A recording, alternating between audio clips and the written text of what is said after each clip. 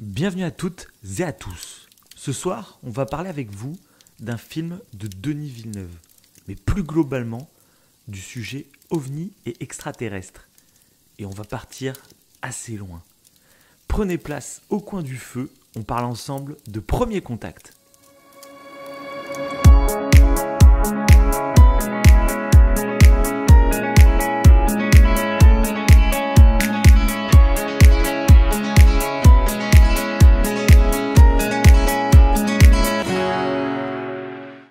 Bonjour, bonsoir, je suis Davin, il est Wivo, et ce soir, nous allons vous parler des ovnis, des extraterrestres et du film Premier Contact. Monsieur Wivo, comment ça va ? Ça va, ça va.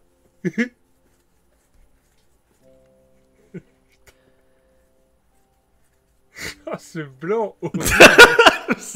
J'ai l'impression d'accueillir le pire chroniqueur de l'histoire de ce podcast. Le mec, c'est un enfant de 8 ans. On va parler des extraterrestres ce soir, j'espère que tu es bien accroché.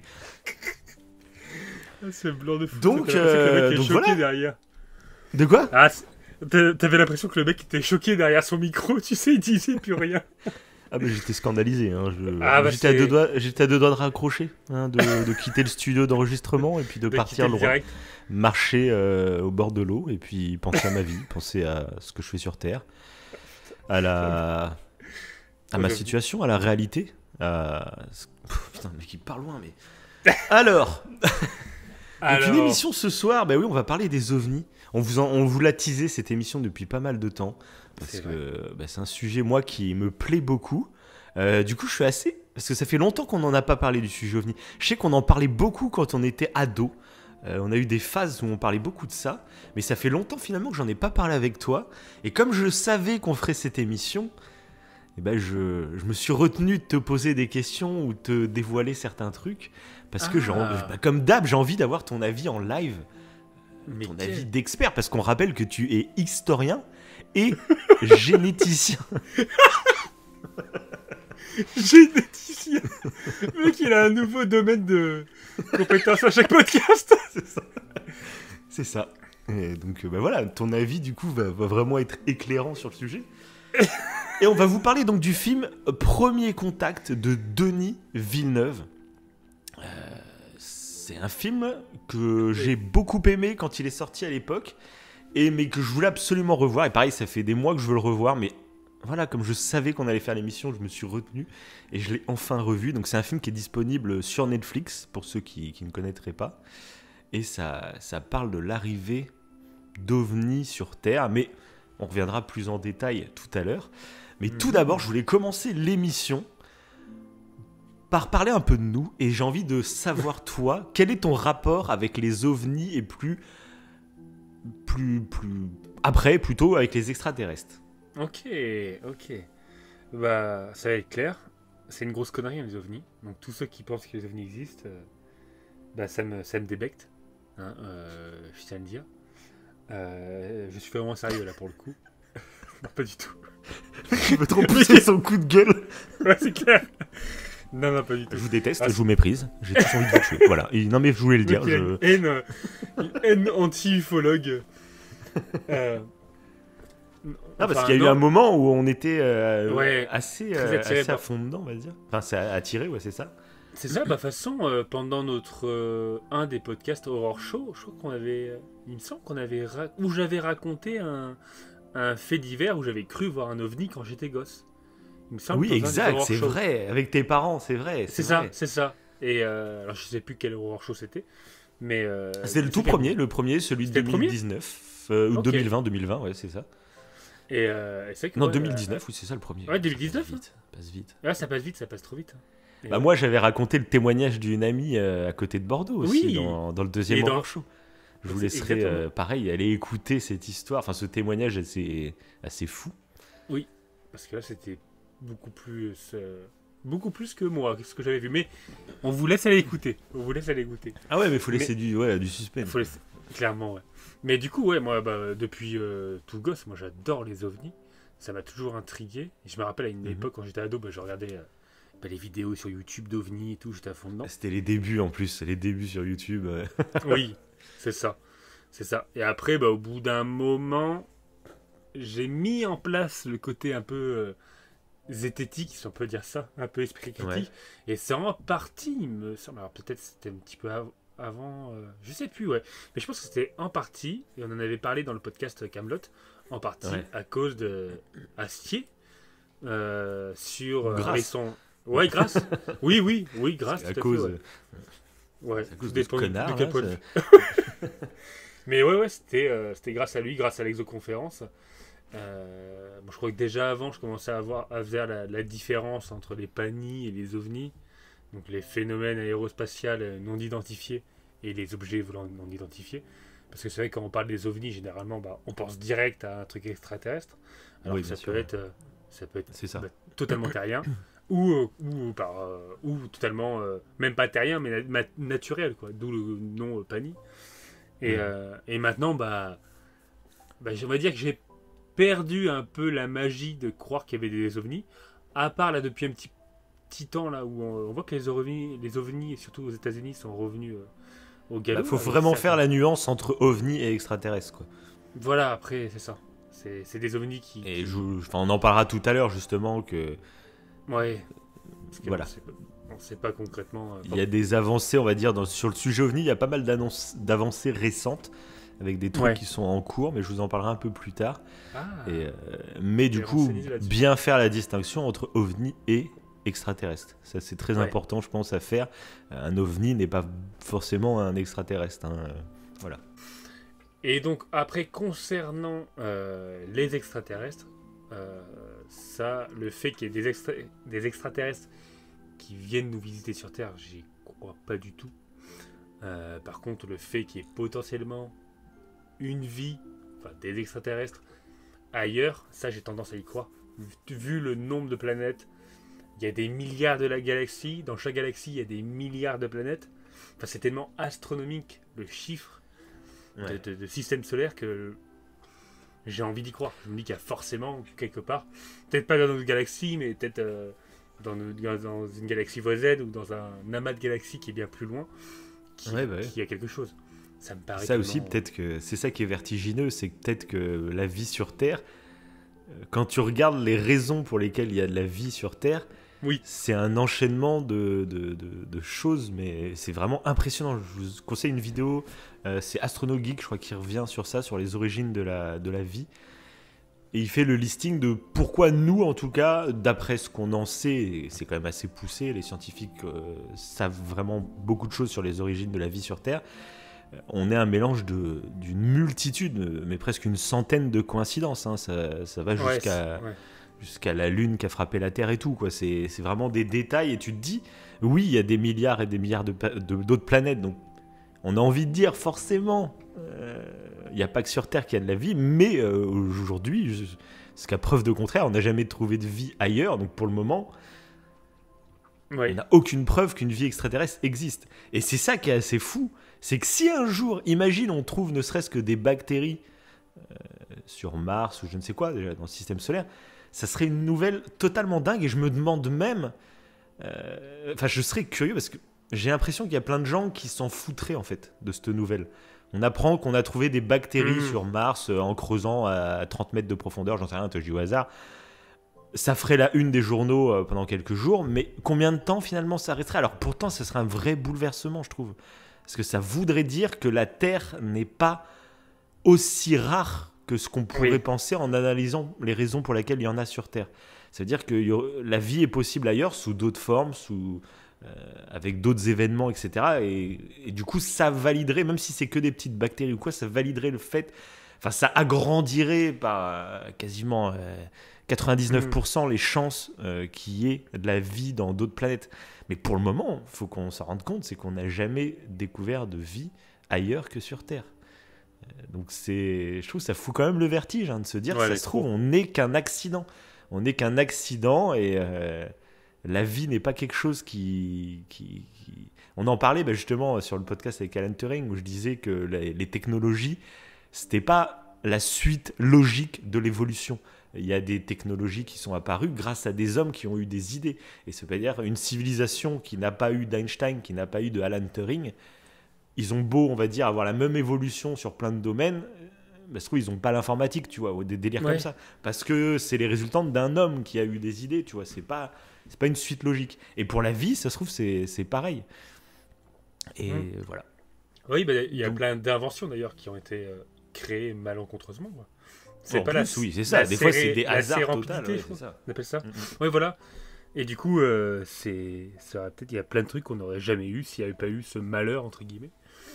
Mais c'est pareil pour la vie sur Terre. Hein. La vie sur Terre, c'est des malheurs. Hein. C'est en partie des trucs, des grosses catastrophes qui ont réussi à créer. La théorie, je crois, la plus probable pour la Terre, c'est quoi? C'est que c'est une météorite qui a éclaté sur la Terre. Avant, c'était Theia. Bon, après, ça compte pas. Déjà, on est tous à la base, c'est le carbone qui crée la vie. Le carbone, c'est la mort d'une étoile.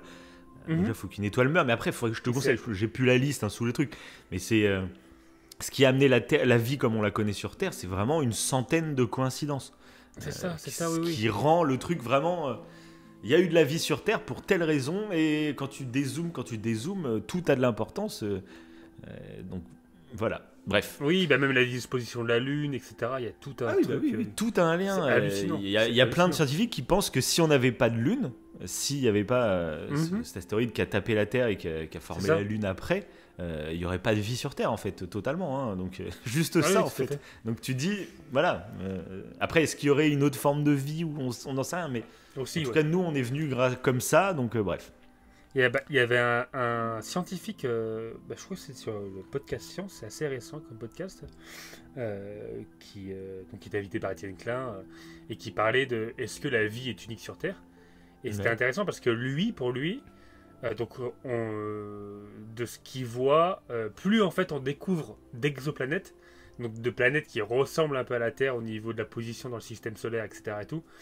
Mais en se rendant compte qu'en fait il n'y a pas tout à fait les bonnes conditions pour avoir la vie, plus on découvre ce genre de système solaire, et plus en fait ça démontre pas qu'il y a des chances qu'il y a la vie ailleurs, mais ça démontre au contraire qu'on est vraiment unique.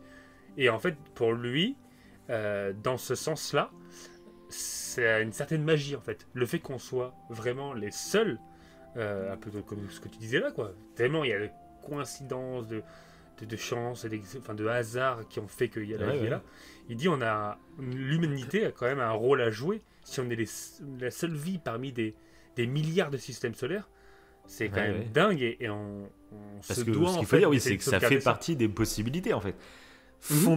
Fondamentalement, nous on préférerait et on se dit que vu le nombre, forcément il y a de la vie ailleurs. Déjà en plus, moi je trouve ça fascinant. Imagine, moi vraiment, pour parler un peu de moi, de ma vision des ovnis, des extraterrestres. Donc voilà, moi quand j'étais plus jeune, c'était exactement comme toi, mais c'était la partie quand t'es ado, tu découvres YouTube, tu découvres un peu toutes les vidéos, les théories, tout ça. Et comme tu dis, moi le spectacle d'Alexandre Astier, l'exoconférence, m'a vraiment apporté ce côté. D'un côté, il y a les fantasmes et donc les choses que tu rêves, qui te font rêver, les choses que tu aimerais avoir. Et ensuite, l'état de nos connaissances actuelles scientifiques. Et il faut bien séparer les deux. Et c'est important, en fait, d'avoir, je pense, des rêves, des fantasmes, tout ça, mais de savoir les catégoriser dans la case fantasme et rêve, et pas vérité. Parce que je me suis rendu compte assez vite aussi que ce qui me gênait un peu dans tout ce milieu ufologue, il y a des très très bons ufologues. Il faut le dire, il ne faut pas mettre tout le monde dans le même tas.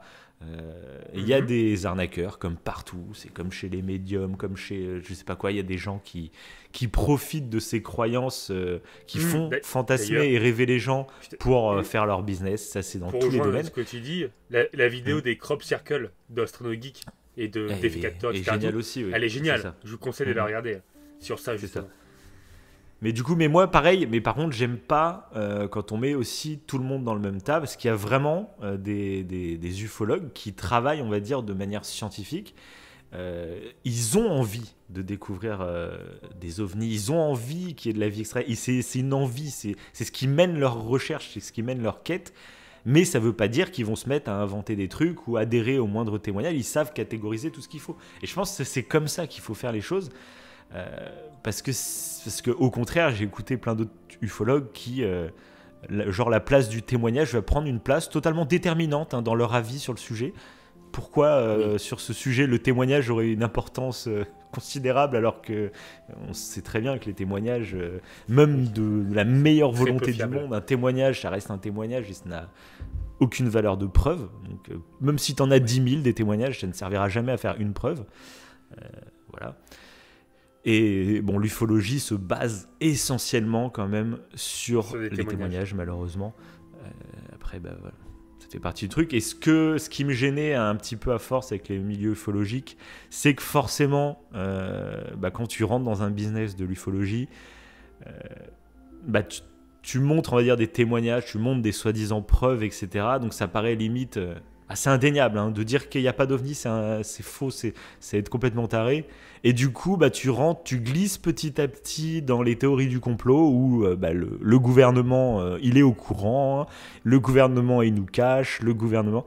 Et tu rentres tout doucement, voilà, dans les théories du complot, on va dire plus classiques, où il y a un grand mensonge, on nous cache la vérité. Et c'est ce côté de l'ufologie qui me saoule un peu, parce que moi, une période aussi, j'étais un peu dans ce mode-là, hein, anticapitaliste, enfin voilà, j'étais plus ado, tu vois. Mais c'était pas que pour ça, bien sûr, j'étais pas genre anticapitaliste parce que je croyais aux ovnis à fond, mais c'est quelque chose qui a influencé mon esprit de post-ado, tu vois, où ça mettait une petite graine dans ma tête d'être anti-système, parce que le système, tu vois, en partie, il nous cachait l'existence des ovnis, tout ça. Et donc ça, voilà. C'est pour ça que je pense que c'est important de mettre d'un côté les fantasmes et ce qu'on veut, et c'est, je pense, ce que j'arrive à faire maintenant, aujourd'hui, parce que je suis toujours fasciné par le sujet des ovnis et des extraterrestres, parce que moi, ça me ferait vraiment rêver.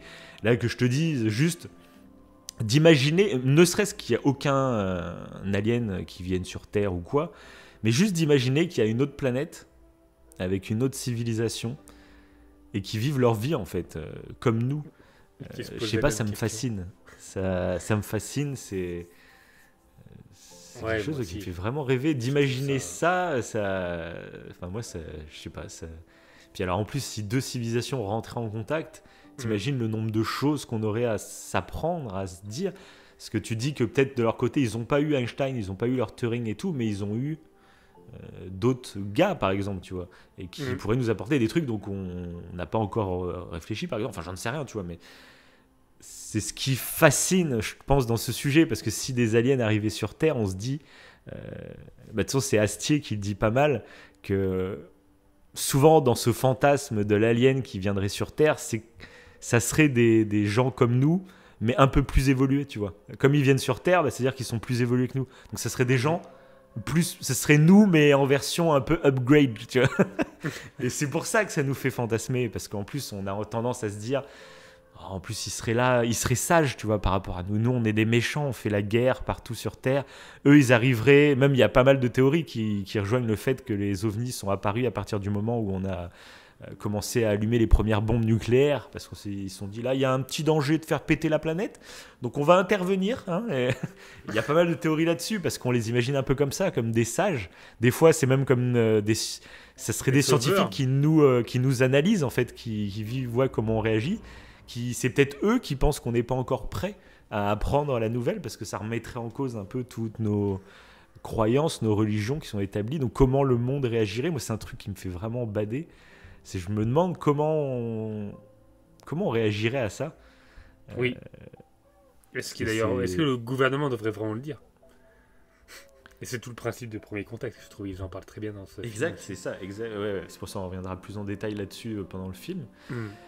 Et donc bref, voilà, moi c'est un sujet qui me fascine toujours autant. C'est pour ça que j'écoute beaucoup en fait d'émissions sur l'ufologie. Souvent en fait c'est pour me coucher. Moi j'écoute des podcasts. Je sais qu'il y a beaucoup d'auditeurs qui nous écoutent aussi de la même façon. On se pose dans le lit, puis on se met un truc. Moi des fois même, tu sais, je réécoute pendant une semaine la même émission parce que je me suis endormi au bout d'un quart d'heure. Tu sais, l'émission dure 2 heures, donc il me faut une semaine pour la terminer, tu vois, l'émission. Et j'écoute pas mal d'émissions. Il y a certaines personnes qui sont assez intéressantes sur le sujet. D'autres qui malheureusement tirent un peu trop dans le fantasme et donc à valider ce qu'ils ont envie de voir un peu trop facilement, je trouve. Et d'autres qui versent directement dans les théories du complot. Donc c'est ceux-là que j'évite le plus, hein, forcément. Voilà. Et donc voilà. Mais sinon, voilà. Pour le moment, enfin, moi, j'en suis là sur le sujet. Pour moi, ça reste une sorte de divertissement. C'est un peu. Ouais, J'avais parlé, tu te rappelles, quand on avait fait un podcast sur nos youtubeurs préférés. Et oui. que j'avais parlé de Gus DX, qui lui est plus dans. Donc, enfin, c'est pas plus, c'est qu'il est dans la chasse de fantômes. Sauf qu'il s'est fait griller parce qu'il avait fake des vidéos. Et ça avait un peu tout cassé, hein, forcément. Parce que je ne crois pas du tout aux fantômes, aux esprits, tout ça. Mais pareil, c'est un sujet qui me fascine. C'est un petit frisson, c'est quelque chose. Et du coup, il tournait des sortes de vlogs où il allait dans des zones soi-disant hantées. Et puis il essayait d'appeler des esprits, tout ça. Et j'adorais regarder, même si je ne crois pas aux fantômes, etc. De me dire qu'il y a une possibilité que ça soit vrai, qu'en plus comme il tourne comme un vlog, t'es très proche de lui et du coup ça donne vraiment une crédibilité au programme. Et j'adorais regarder parce que j'avais ce petit frisson, tu vois. Et à partir du jour où il s'est fait griller et qu'il avait faké, maintenant la magie n'opère plus, tu vois. Je regarde quelques émissions depuis qu'il a fait, j'en ai regardé, mais j'ai plus la même flamme, j'en ai loupé je sais pas combien, tu vois. Et c'est plus pareil. Et je pense que le sujet ovni, il y a ça aussi. Tu sais, il y a ce petit DR. C'est un peu, de toute façon, les théories du complot, globalement. Le petit frisson que ça t'offre, ça joue sur le même principe. Ouais, c'est un scénario de film, finalement. Hein. Tu regardes les théories du complot avec les Illuminati, les reptiliens, les francs-maçons, les pédophiles sataniques, je sais pas quoi. C'est comme si on te racontait une histoire, en plus qui fait peur, mais qui se mélange à la réalité. Et comme ça, tu fais même plus la distinction. Et il y a ce côté très excitant. Et c'est pour ça qu'il y a beaucoup de théories qui ont du succès. Et je pense que c'est important de savoir prendre du recul pour pouvoir apprécier tout ça en tant que divertissement. Moi, maintenant, voilà, les théories du complot et tout, et Illuminati, ça, je regarde plus du tout. Mais ce qui est ovni et fantôme, tu vois, je regarde encore, mais en mode vraiment divertissement. En laissant une petite porte ouverte, en me disant, si un jour on a des preuves, je serais le premier content en fait, tu vois. Si on découvre des vrais trucs avec des vraies preuves, mais je serais fou. Mais tant qu'il n'y a pas de preuves ni rien, pour moi, ça reste dans la petite case divertissement. Et voilà. C'est là où j'en suis, on va dire, dans ma tête sur ces sujets-là. Voilà. Je sais pas si tu me rejoins. Toi, tu es peut-être un peu moins passionné quand même, mais je sais pas. Si, mais tout comme toi, en fait, s'il y a un ovni, admettons, on va dire que j'utilise, des fois ils en parlent, plus ou moins dans l'esprit critique, de la pensée bayésienne. C'est de le laisser en fait te dire, bon, si tu vois un ovni, admettons, il y a 80% de chances, mais c'est toi qui te dis ça tout seul, tu vois, 80% de chances que c'est ton cerveau qui te joue des tours. Allez, 10% de chances que c'est un... Bon là, je caricature un petit peu, il y a plein d'autres hypothèses, mais pour montrer un peu le délire, tu as 10% de chances que ça soit un milliardaire, par exemple, qui s'amuse avec un nouveau jeu qu'il a créé lui-même. Et admettons, tu restes avec 2 petits pourcents de chances que c'est un ovni d'origine extraterrestre, mais ces 2 petits pourcents de chances, ils sont présents et ils peuvent changer, ils peuvent prendre plus de place en fonction des éléments, des découvertes. Ouais, mais ça, tu as raison. C'est très important, je pense, c'est de pas mettre les choses à équivalence. C'est ça, oui, voilà. De proportion, tu vois. Je trouve, tu vois un ovni, moi je trouve, il y a beaucoup plus de chances que ça soit. Même pas un milliardaire, mais juste les militaires qui testent une arme en secret défense qui n'est même pas encore connue. Parce qu'on l'a vu, j'ai vu d'ailleurs en regardant des documentaires sur l'historique des ovnis dans le temps. Je vous conseille une vidéo d'ailleurs de Lionel Camille sur, j'en ai déjà parlé, parce qu'il fait beaucoup de disparitions, mais il a fait aussi une vidéo avec un ufologue justement qui retrace l'historique des apparitions, on va dire, d'ovnis dans l'histoire.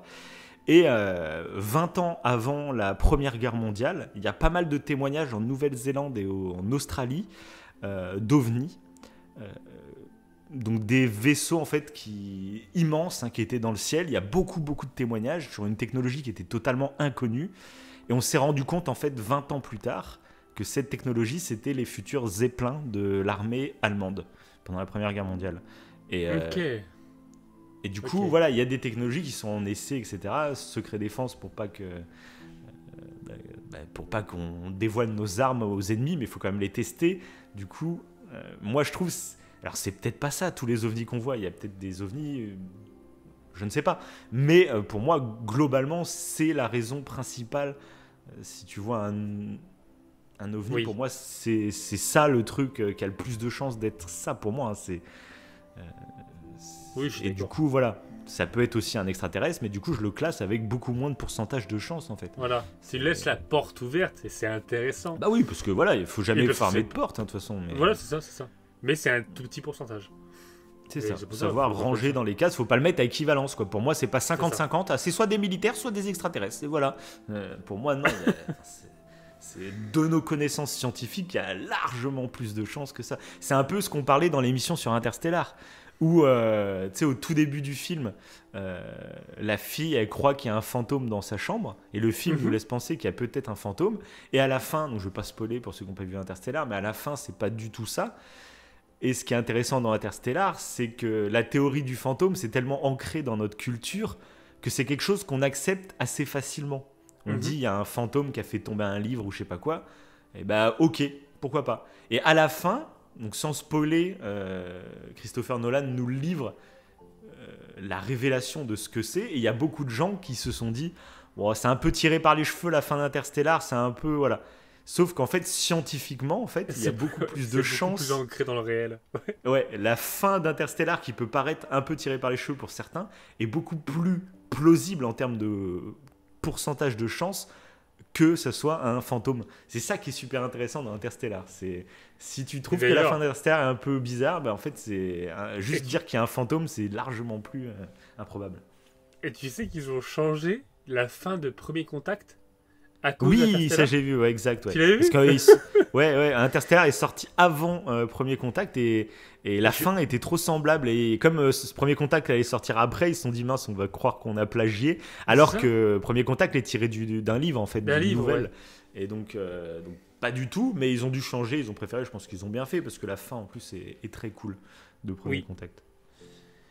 Donc voilà, bon, on va reparler de tout ça, un peu tous ces sujets, mais c'est vrai qu'on va parler avec le film, parce que là, toi, je me suis retenu de dire certains trucs, parce que ça allait être en rapport avec le film, donc ce serait un peu con de rabâcher. Mais est-ce que tu as autre chose à dire avant qu'on commence ? Non, du tout, t'as fait... Ouais, non, c'est parfait, c'est parfait. Bon, alors globalement, on va faire une petite critique sans spoil du film, et puis je te laisse commencer, puis après on attaque directement, vous nous connaissez, la partie spoil, et puis... On est là pour parler du film, mais globalement, vous nous connaissez, on aime bien parler de plein de sujets qui vont aller avec le film. Donc... Et puis là, c'est vraiment une émission qu'on veut faire depuis longtemps, donc je pense que ça va être vraiment intéressant. Voilà. Ouais, parce qu'il y a beaucoup de sujets qu'on peut ancrer dessus. De toute façon, comme tu le dis, souvent quand on parle d'une œuvre cinématographique, il y a plein de petits sujets qu'on accole dessus qui sont super intéressants à développer. Puis là, il y a tellement de sujets, je pense qu'on refera même des émissions sur les ovnis, sur d'autres sujets, tout ça. Mais là, celle-ci, voilà, il y a pas mal de sujets dont j'avais envie de parler de toute façon. Surtout avec ce qui se passe en ce moment, quoi, sur les ovnis, sur les États-Unis et tout. Toi, tu t'étais peut-être un petit peu renseigné dessus. Moi, je m'étais retenu parce que tu voulais faire une émission là-dessus. Mais bon. Bref. Parlons du film. Vas-y. Donc, vas-y. Donne-moi ta petite critique sans spoil. Alors, sans spoil, je l'ai pas vu beaucoup de fois. Je crois que je l'ai vu 3 fois. Et il me semble que la première fois que je l'avais vu, j'étais un peu perdu, il me semble. La première fois que je l'avais vu, il y avait des petits trucs que j'étais pas certain d'avoir cerné ou pas. Et ce qui n'empêche pas que j'ai adoré le concept. Je trouve que parmi tous les films qui traitent d'extraterrestres, il est vraiment réaliste. Il y a un côté très réaliste, très possible. Je sais pas comment le dire, mais on est très proche d'une... c'est presque même pas de la science-fiction. T'as l'impression que c'est moderne. Il y a un truc là-dedans dans ce film, on y reviendra en spoilant, mais c'est un truc que j'avais beaucoup aimé. Les musiques sont excellentes. Et j'ai d'aller voir qui a fait les musiques. Je connais pas particulièrement le compositeur musical, Johnson.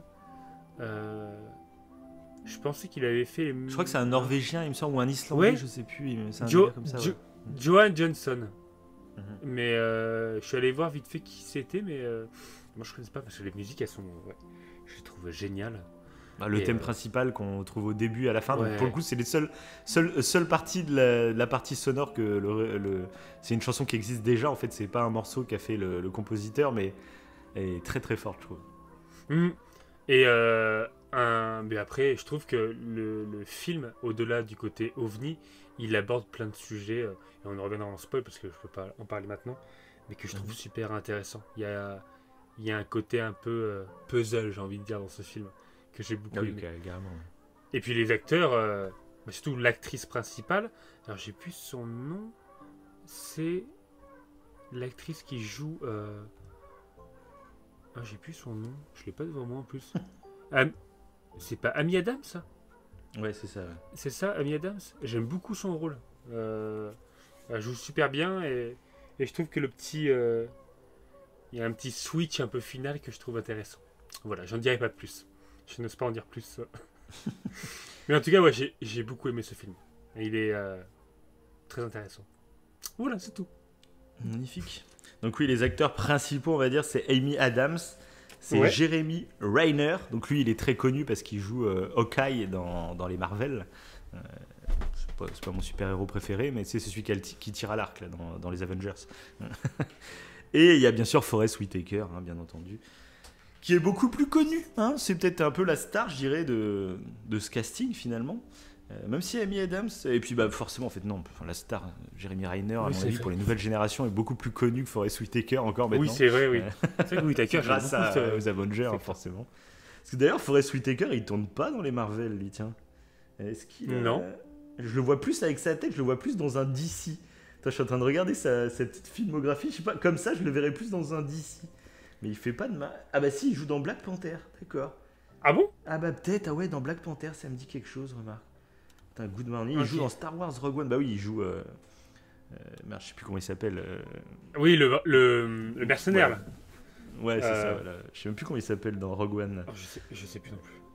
Bref. Moi, je me rappelle de lui en tant que dictateur aussi dans un film qui est assez trash, qui est d'après une histoire vraie aussi. Peut-être qu'on fera une émission aussi, qui est pas mal. Enfin bref, on va pas s'apesantir là-dessus. Donc moi, Premier Contact, pareil, c'est un film... la première fois que je l'ai vu, en fait, j'ai bien aimé, mais je m'attendais pas du tout à ça. Donc ça m'a gâché mon premier visionnage. Ça fait partie de ces œuvres, je trouve, Premier Contact. Si tu y vas avec des attentes, tu vas être un peu déçu. Parce que tu sais que c'est un film sur les ovnis, etc. Bah t'as déjà... Tu sais, en plus, on sortait du coup d'Interstellar, qui moi m'a transporté. C'est mon film préféré, Interstellar. Et j'adore ce côté très voyage. Et c'est ce que j'aime dans les films d'extraterrestres, c'est qu'il y a ce dépaysement, il y a quelque chose. Et finalement, là, c'est un film avec des extraterrestres, mais finalement, c'est pas un film classique d'invasion extraterrestre. C'est pas un film d'action du tout, par exemple. Si on s'attend à un film d'action, on va être très très déçu. Hein. C'est vraiment c'est plus ça. Ouais, c'est vraiment différent. Il est tourné surtout sur la langue en fait, Premier Contact. Ouais, mais c'est presque un film, on va dire, d'auteur. C'est très verbeux. Et justement, le langage a une place tellement importante dans ce film. Donc c'est vrai que la première fois que j'ai vu le film, j'étais perturbé. En fait, j'ai beaucoup aimé dès le départ, mais je le mettais pas genre à la hauteur d'Interstellar et tout. J'ai eu cette même impression, tu vois. Mais je pense que c'est vraiment les attentes. Ouais. J'avais des attentes, voilà. Et c'est après, en fait, c'est quand j'ai digéré le film.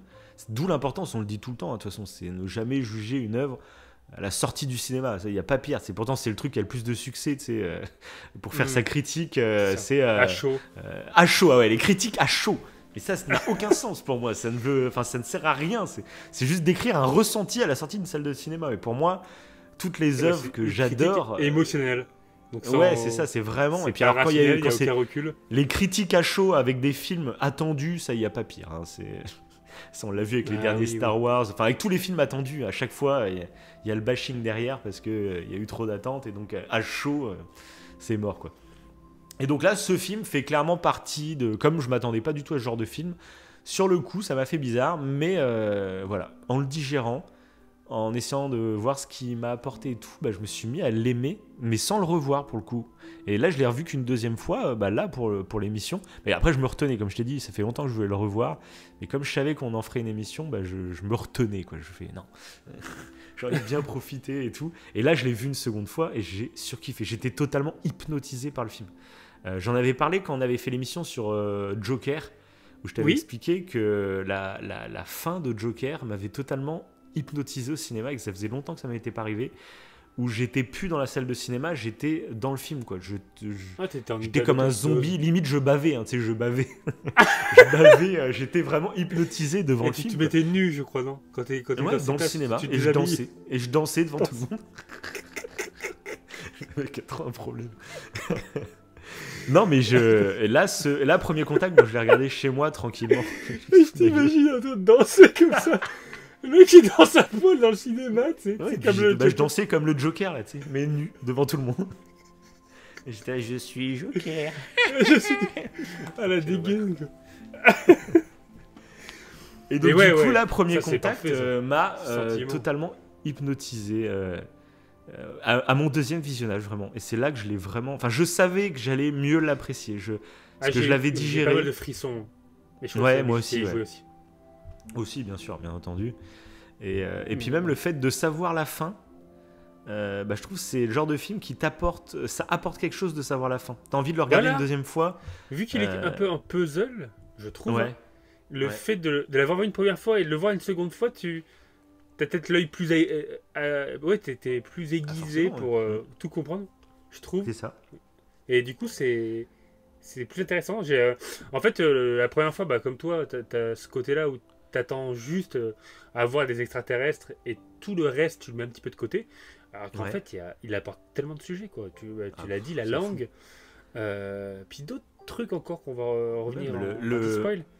Ouais, Ouais. comment l'humanité réagirait face Ouais, à, ça, tout à ce fait. truc. Tout à fait, ouais. Bon, ça, on va revenir à la partie spoil. Je pense que de toute façon, voilà. On vous le conseille à fond, ce film, si vous ne l'avez pas vu. Comme d'habitude, ce sont toutes les émissions qu'on fait. C'est des films qu'on adore et qu'on a envie de vous partager. Et celui-là, bien sûr, il en fait partie plus qu'un autre encore. Allez le Parce voir, qu'il y a des revenez nous choses intéressantes. écouter. Ou alors, découvrez maintenant dans la partie sans spoil le film avec nous. Et on est parti, ça y est. On passe en C'est partie parti. sans spoil. Non, en spoil, justement, en partie spoil. Ah non, bah oui.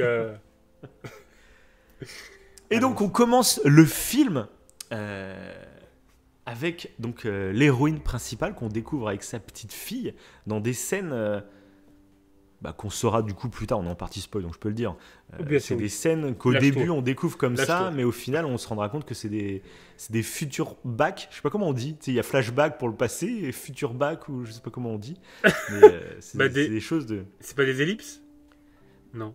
Moi, je sais même pas. Bref, vous Je sais comprenez pas. que c'est finalement c'est le Oui. futur et je trouve ça très C'est le intéressant futur. parce que quand tu connais pas le film, tu le penses plutôt comme un flashback. Exactement. Tu penses on arrive sur une histoire d'une mère qui est divorcée et qui a perdu sa fille du coup d'une maladie. Et on a l'impression qu'on arrive c'est- là-dessus. Et il joue Et très ce bien que je le jeu, trouve très intéressant, que j'ai remarqué du coup au second visionnage, c'est qu'il y a des petits indices tout au long du film qui peuvent te faire deviner avant. Ça, j'adore ces films. Parce que par exemple, quand elle arrive sur la base où il y a Ouais. les vaisseaux là, et on lui demande si elle a été enceinte et elle répond que non. C'est Donc, vrai. elle répond à un questionnaire et il y a la question êtes-vous enceinte ou l'avez déjà été? Ouais, mais Et elle répond que non. Et sauf c'est- que dans le cours, dans le jus, tu fais même pas gaffe. Mais quand Oui, tu puis- sais, tu fais bah oui, forcément. Oui, puis il a un comportement bizarre, du coup, parce que elle, du coup, c'est la linguiste, et l'autre, c'est le physicien, je crois. Et lui, il a un regard chelou. Je sais pas si tu vois, à un moment, quand elle dit ça, il la regarde bizarrement. Et du coup, à ce moment-là, t'as l'impression comme si elle mentait. Et je l'ai ressenti Ah comme bon? ça. Ah moi. ouais. Ouais. Ah, d'accord, j'ai pas fait gaffe. Moi, d'accord. Je l'ai ressenti. Mais t'as raison, en fait, tu Mais peux comme le t'as voir eu de le- ce point de vue, quand tu sais Ouais. que, c'est en fait, oui, quand tu sais que la fin, c'est... Enfin, que c'est vision, du coup, c'est le futur, et c'est pas le passé. Ouais, tu peux te dire qu'en fait, c'est un sacré indice, quoi.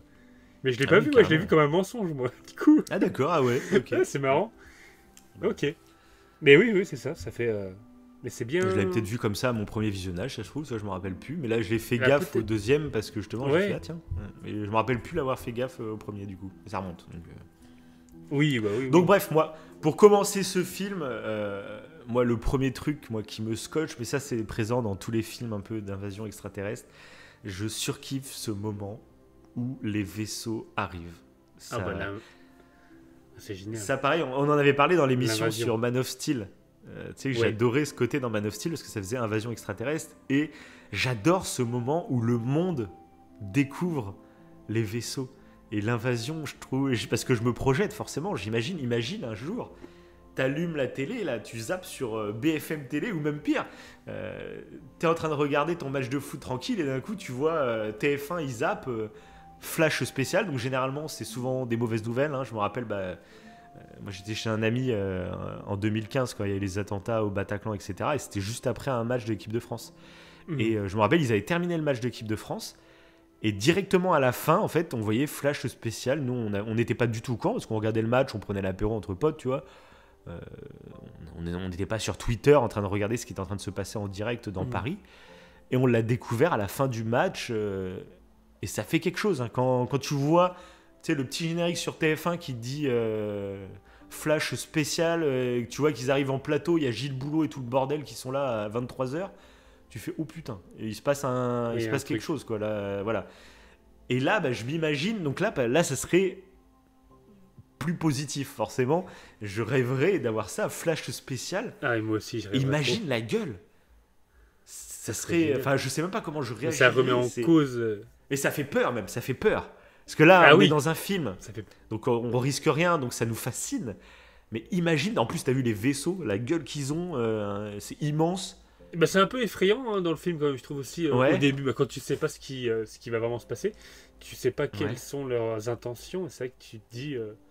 Moi, ça me fout des frissons.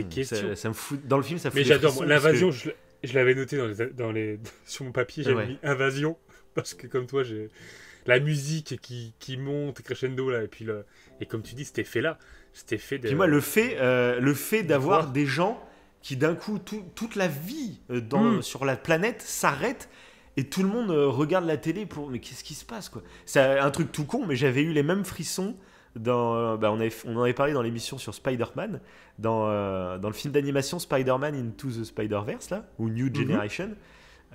Mini spoil, mais il y a quelqu'un qui meurt au début du film, voilà, je ne vais pas spoiler plus. Mais tu sais, il y a ce moment où tout le monde est devant la télé en flash spécial en apprenant la mort de ce personnage. Et ça me fout des frissons à fond de voir une population qui se tourne et on a tous l'écran, on est en train de bader devant l'écran pour un truc qui se passe dans l'actualité. Et souvent, c'est des mauvaises nouvelles. Concrètement, c'est ça. Souvent, c'est des mauvaises nouvelles. Là, ça serait une nouvelle. On ne saurait pas si c'est mauvais ou pas. À mon avis, ça serait très, très effrayant quand même. Tant que c'est de la fiction, ça nous fascine, mais en vrai... on flipperait nos mères. Je serais curieux de... T'imagines, il y a un bordel comme ça qui se pose au Trocadéro devant la Tour Eiffel et ça fait la taille de la Tour Eiffel. Bonjour, là tu sais que le monde va changer, c'est fini, au revoir. Il va se passer un truc, les gars, vous êtes même pas prêts, quoi. Mais en fait, moi je sais pas si j'aurais peur de... J'aurais peut-être peur plus de la réaction des gens aussi. Et je trouve que c'est bien montré dans le film. Mais sur le coup, mais la peur des gens, je pense que ça vient après. Petit à petit. Et d'ailleurs, un truc que j'adore dans le film, c'est... parce que actuellement, on va dire que ceux qui croient aux ovnis et tout, comme je disais tout à l'heure, il y en a beaucoup qui utilisent ça comme une théorie du complot. Que les ovnis, du coup, le gouvernement nous ment, blablabla. Et si un jour ça arrivait, et ils montrent ça dans le film... il y a des théories du complot qui, du coup, penseraient que c'est une mise en scène ou je sais pas quoi. Ouais. Et les théories du complot, du coup, ne croiraient pas dans l'existence des ovnis, paradoxalement. C'est ça qui serait assez drôle. Et ils le montrent pas mal dans le film, ça.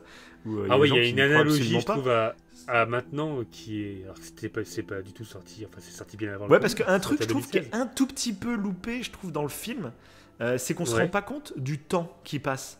Parce que je crois que le film, en gros, s'étale sur plusieurs mois, sans compter les sauts dans le futur, hein, bien sûr. Mais il s'étale sur plusieurs mois. Donc il faut se rendre compte que il y aurait la phase où les vaisseaux atterrissent, où on serait tous un peu, je pense, sous le choc, en attente de réponse et tout. Mais au bout d'un mois, où on n'a toujours pas de réponse, où le gouvernement, du coup, ils sont en train de parler avec eux, ou à essayer de se faire comprendre, du coup. C'est ça. Mais du coup, ils peuvent rien dire au peuple, on va dire, à la population, parce que pour le moment, on n'en sait rien, du coup. Mais forcément, on serait pas tous en train d'attendre sagement 3, 4, 5, 6 ans, peut-être, on n'en sait rien, tu vois.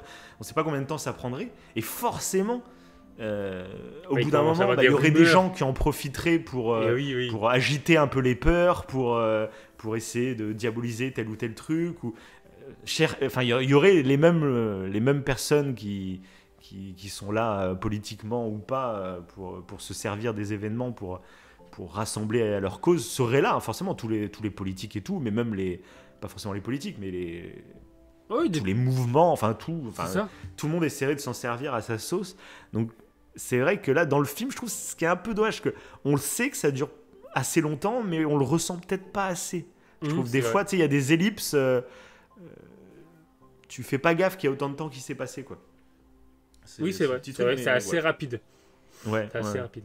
Mais bon, après, tu le comprends quand même bien, mais ouais, c'est vrai que c'est assez. Bah, c'est ce que là, le moment où justement les gens commencent à. Qu'il y a des rumeurs, qu'il commence à y avoir voilà, des soi-disant théories du complot et tout, c'est assez rapidement dans le film. C'est assez rapidement. Mais pourtant, il y a déjà, je crois, 2 mois qui sont passés à partir du moment où il y a la théorie du complot. C'est que les gens sont dans l'attente, mais comme il n'y a aucune réponse, bah forcément, il faut qu'on trouve des réponses. Ça, c'est un truc aussi très, très humain finalement. C'est qu'on déteste le vide, on déteste ne pas savoir. Et ça, on le voit, c'est là, avec le Covid et tout, c'est le grand, grand problème. C'est même les politiques, c'est un de leurs gros problèmes, c'est qu'ils n'arrivent pas à dire on ne sait pas. Alors qu'il y a plein de choses, là on l'a vu avec le Covid, on découvrait tous ensemble le virus. C'était très simple de dire on ne sait pas, sauf que le problème c'est que quand on dit on ne sait pas, bah, ça peut créer de la frayeur. Bah, et c'est un peu le problème. Du coup, bah, y a des mensonges qui sont dits parce qu'on ne sait pas, mais il faut se positionner dans un camp ou l'autre pour essayer de rassurer, on va dire, les gens, pour qu'on donne l'impression qu'on a le contrôle sur le truc. Alors que des fois, on ne l'a absolument pas eu, on était vraiment inconnus. Et c'est ce qui fait qu'après ça crée des soi-disant rumeurs, des soi-disant complot aussi. Parce que quand tu t'es placé d'un côté, si malheureusement c'était pas ça, bah oui, on va croire que t'as menti méchamment. Mais je trouve que l'analogie au Covid, elle est vachement intéressante dans le film. Bah oui, c'est clair. Bah là, c'est toutes les. Oui, bah c'est ça, le comportement des gens qui est totalement, comme on dit, humain finalement. On réagit tous à l'émotionnel et dans ce film, c'est vrai que c'est. Tu peux faire prendre des mauvaises décisions. Ah oui, parce que dans le film, ça va partir très loin. L'émotion, c'est. Dans le film, ça va partir. Bah, ça va influencer des militaires. Du coup, ils vont vouloir exploser un des vaisseaux spatiaux. Pardon. Il est en train de se boucher. Excusez-le. C'est une invasion d'ovnis nasale. C'est ça. Ouais, dans le film, on le voit, ça, que du coup, ça va. Et je trouve que c'est bien foutu, encore une fois. Il y a des militaires qui sont en train de dormir, ou je sais plus, ils sont dans leur dortoir, et ils regardent des vidéos YouTube, ou je ne sais quoi. Ils voient un gourou, ce qui semble être un gourou, qui va leur dire qu'il y a un danger, qu'on nous manque, etc. Tout. Et du coup, ces militaires-là vont prendre la décision de faire exploser le vaisseau. Oui, c'est vrai, exact. Et c'est ça. Et la peur, mais c'est normal. Et la peur, voilà. Et puis là, c'est ce qui est intéressant, c'est que du coup, il y a combien ? Il y a 7 vaisseaux différents qui se posent sur Terre, je crois, c'est 7 ? Ouais. Ouais, je crois, dans 7 zones géographiques différentes du monde. Et forcément, du coup, bah, c'est des gouvernements différents qui parlent. Et on voit même entre les gouvernements que... Ils s'entendent pas très bien. Ouais. Voilà, on sait pas trop ce que l'autre est en train de mijoter. S'il y en a un qui prend de l'avance sur les autres, ça peut être dramatique. Désaccords. Enfin, voilà. Mais, bref. Ouais. Après, il y a des gros désaccords, surtout quand ils arrivent à traduire ce que disent les aliens. Et ça, c'est tout l'intérêt de cette linguiste. Quand il y a le fameux arme, et là, ça part. Oui, qui apparaît, oui, forcément. Ça part en couille totale. Mais bref, on en reviendra un peu plus tard sur tout ça. Je voulais juste revenir, du coup, donc, sur l'arrivée des ovnis sur Terre. Moi, j'en avais déjà parlé vite fait, je ne sais plus dans quelle émission, mais là, je voulais revenir plus en détail là-dessus. Sur les théories, on va dire, même de la vie sur Terre, sur notre rapport à la réalité. Ça, c'est un des trucs que je me dis. Donc ça, c'est vraiment une croyance personnelle. Donc là, je me livre à travers le micro à tout le monde. Donc il y a pas mal de personnes assez haut placées, dont par exemple Elon Musk, celui qui a créé Tesla, qui envoie des fusées qui réatterrissent sur Terre. C'est ceux qui viennent d'amener Thomas Pesquet sur l'ISS, avec le vaisseau qui réatterrit sur Terre directement. Donc c'est quelqu'un quand même d'assez pointu, même si c'est pas un scientifique non plus, mais bon voilà, c'est quelqu'un, c'est un peu, il me fait penser à Tony Stark, tu vois. D'ailleurs, il était dans Iron Man 2, Elon Musk d'ailleurs à l'époque. C'est un peu le Tony Stark de la vraie vie, tu sais. Et donc, il y a pas mal de gens qui croient, c'est pas une nouvelle religion, mais c'est une nouvelle croyance, j'ai envie de dire, c'est dans le fait qu'on serait possiblement dans une réalité virtuelle. Ce qu'on se dit qu'aujourd'hui, quand on voit par exemple les jeux vidéo d'aujourd'hui, on pousse de plus en plus le réalisme. Il y a les casques de réalité virtuelle qui sont arrivés, ou je ne sais pas si vous avez déjà essayé, mais c'est relativement bluffant, alors que la technologie, on est vraiment dans les balbutiements de la technologie. Mais tu te dis, en fait, les jeux vidéo, ça n'a que 50 ans. Et tu as vu, on est passé de Pong à Red Dead Redemption 2, tu vois, en 50 ans. Et 50 ans, c'est rien du tout. Déjà, dans 50 ans, on en sera où? Ça, c'est très intéressant. J'avais écouté, alors je ne sais plus sur quoi, c'était une émission qui parlait des nouveaux ordinateurs quantiques qui calculaient des choses beaucoup plus rapidement. Alors, je ne vais pas rentrer là-dedans parce que je ne maîtrise pas assez le sujet. J'ai écouté qu'une émission sur le sujet et c'est beaucoup de données, déjà que je ne m'y connais pas à fond en informatique, alors en informatique quantique, je ne vais rien dire là-dessus. Mais bref, ce que ça pourrait vouloir dire, c'est que les nouveaux ordinateurs quantiques qui vont arriver, c'est des données qui peuvent être traitées des millions de fois plus vite que les ordinateurs actuels, bref. Avec beaucoup moins d'énergie, tout ça, bref. Et donc ils s'en servent déjà dans pas mal de domaines scientifiques et autres. Et donc, imaginez, les jeux vidéo aujourd'hui en sont là. Imaginez dans 50 ans déjà où ils en seront. Est-ce que la courbe va continuer à augmenter ou est-ce que ça va finalement stagner au bout d'un moment? On ne sait pas. Mais tout simplement, pourquoi se limiter à 50 ans? Imaginons dans 200 000 ans. On en sera où? Et c'est une question qu'on peut se poser en fait. À part si l'humanité s'autodétruit et qu'on la Terre, on est éradiqué, je ne sais quoi, qu'on n'est plus là, ça se trouve c'est possible aussi. Mais possiblement non, peut-être que l'humanité va continuer à vivre, va continuer à évoluer. Et donc dans 200 000 ans, imagine, on en sera où technologiquement? On en sera où par rapport aux réalités virtuelles? On en sera où? C'est une question que beaucoup se posent. Et du coup, beaucoup se disent que concrètement, on sera capable de reproduire une réalité comme celle qu'on connaît actuellement. Donc, en partant de ce postulat-là, oui, mais donc virtuel.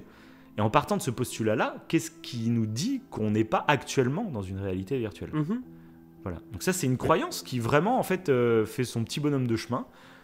Il doit y avoir des religions, il y a toujours des mecs qui essayent de s'accaparer des croyances pour faire leur mouvement, tu vois. Mais globalement, voilà. Donc Elon Musk, lui, il est pas dans une religion ou quoi, enfin pas que je sache, mais il pose la question et il se dit, pour moi, on a quasiment une chance sur deux, en fait, d'être dans une réalité virtuelle. Et donc en partant de cette base, moi je ne sais pas où me placer. Je sais très bien que ça me fait fantasmer comme tous ces sujets. Ça fait réfléchir à beaucoup de choses. Et tu sais, il y avait une théorie que je t'avais évoquée sur moi quand je regarde l'époque à laquelle je suis né, je me dis, dans toute l'histoire de l'humanité, j'arrive à la création d'Internet.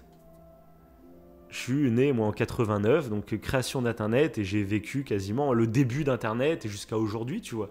Cette ouverture sur le monde, sur beaucoup de connaissances, sur la culture aussi.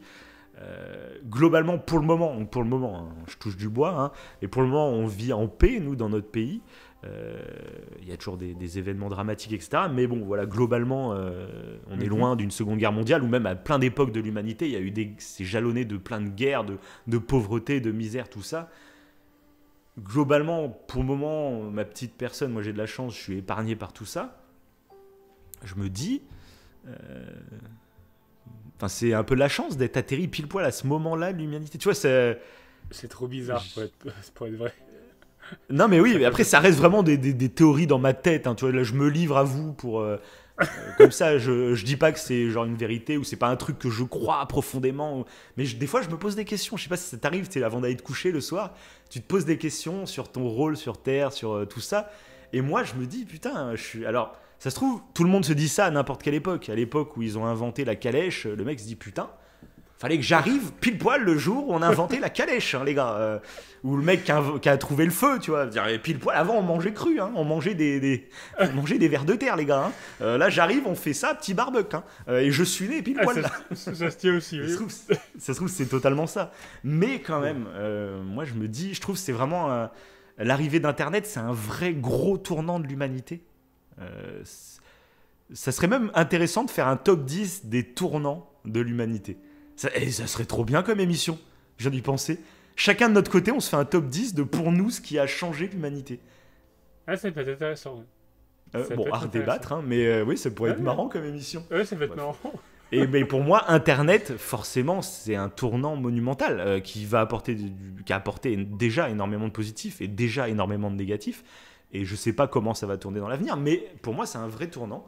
Et je me dis, c'est peut-être pour ça aussi que je suis fasciné par les ovnis, les extraterrestres et tout, parce que je me dis si lors de ma petite vie, mon petit passage sur Terre, je vis le moment d'une invasion extraterrestre. Là, je dirais non, les gars, là, ouais, C'est non, une là, blague. c'est sûr. On est dans une simulation. Je sais pas, je suis dans un autre monde. Je suis dans une borne d'arcade. J'ai rentré 2 euros et puis je me suis dit, tiens, j'ai envie d'être à cette période de l'humanité, par exemple. Donc d'un côté, c'est un des délires, donc c'est totalement irrationnel hein, comme idée.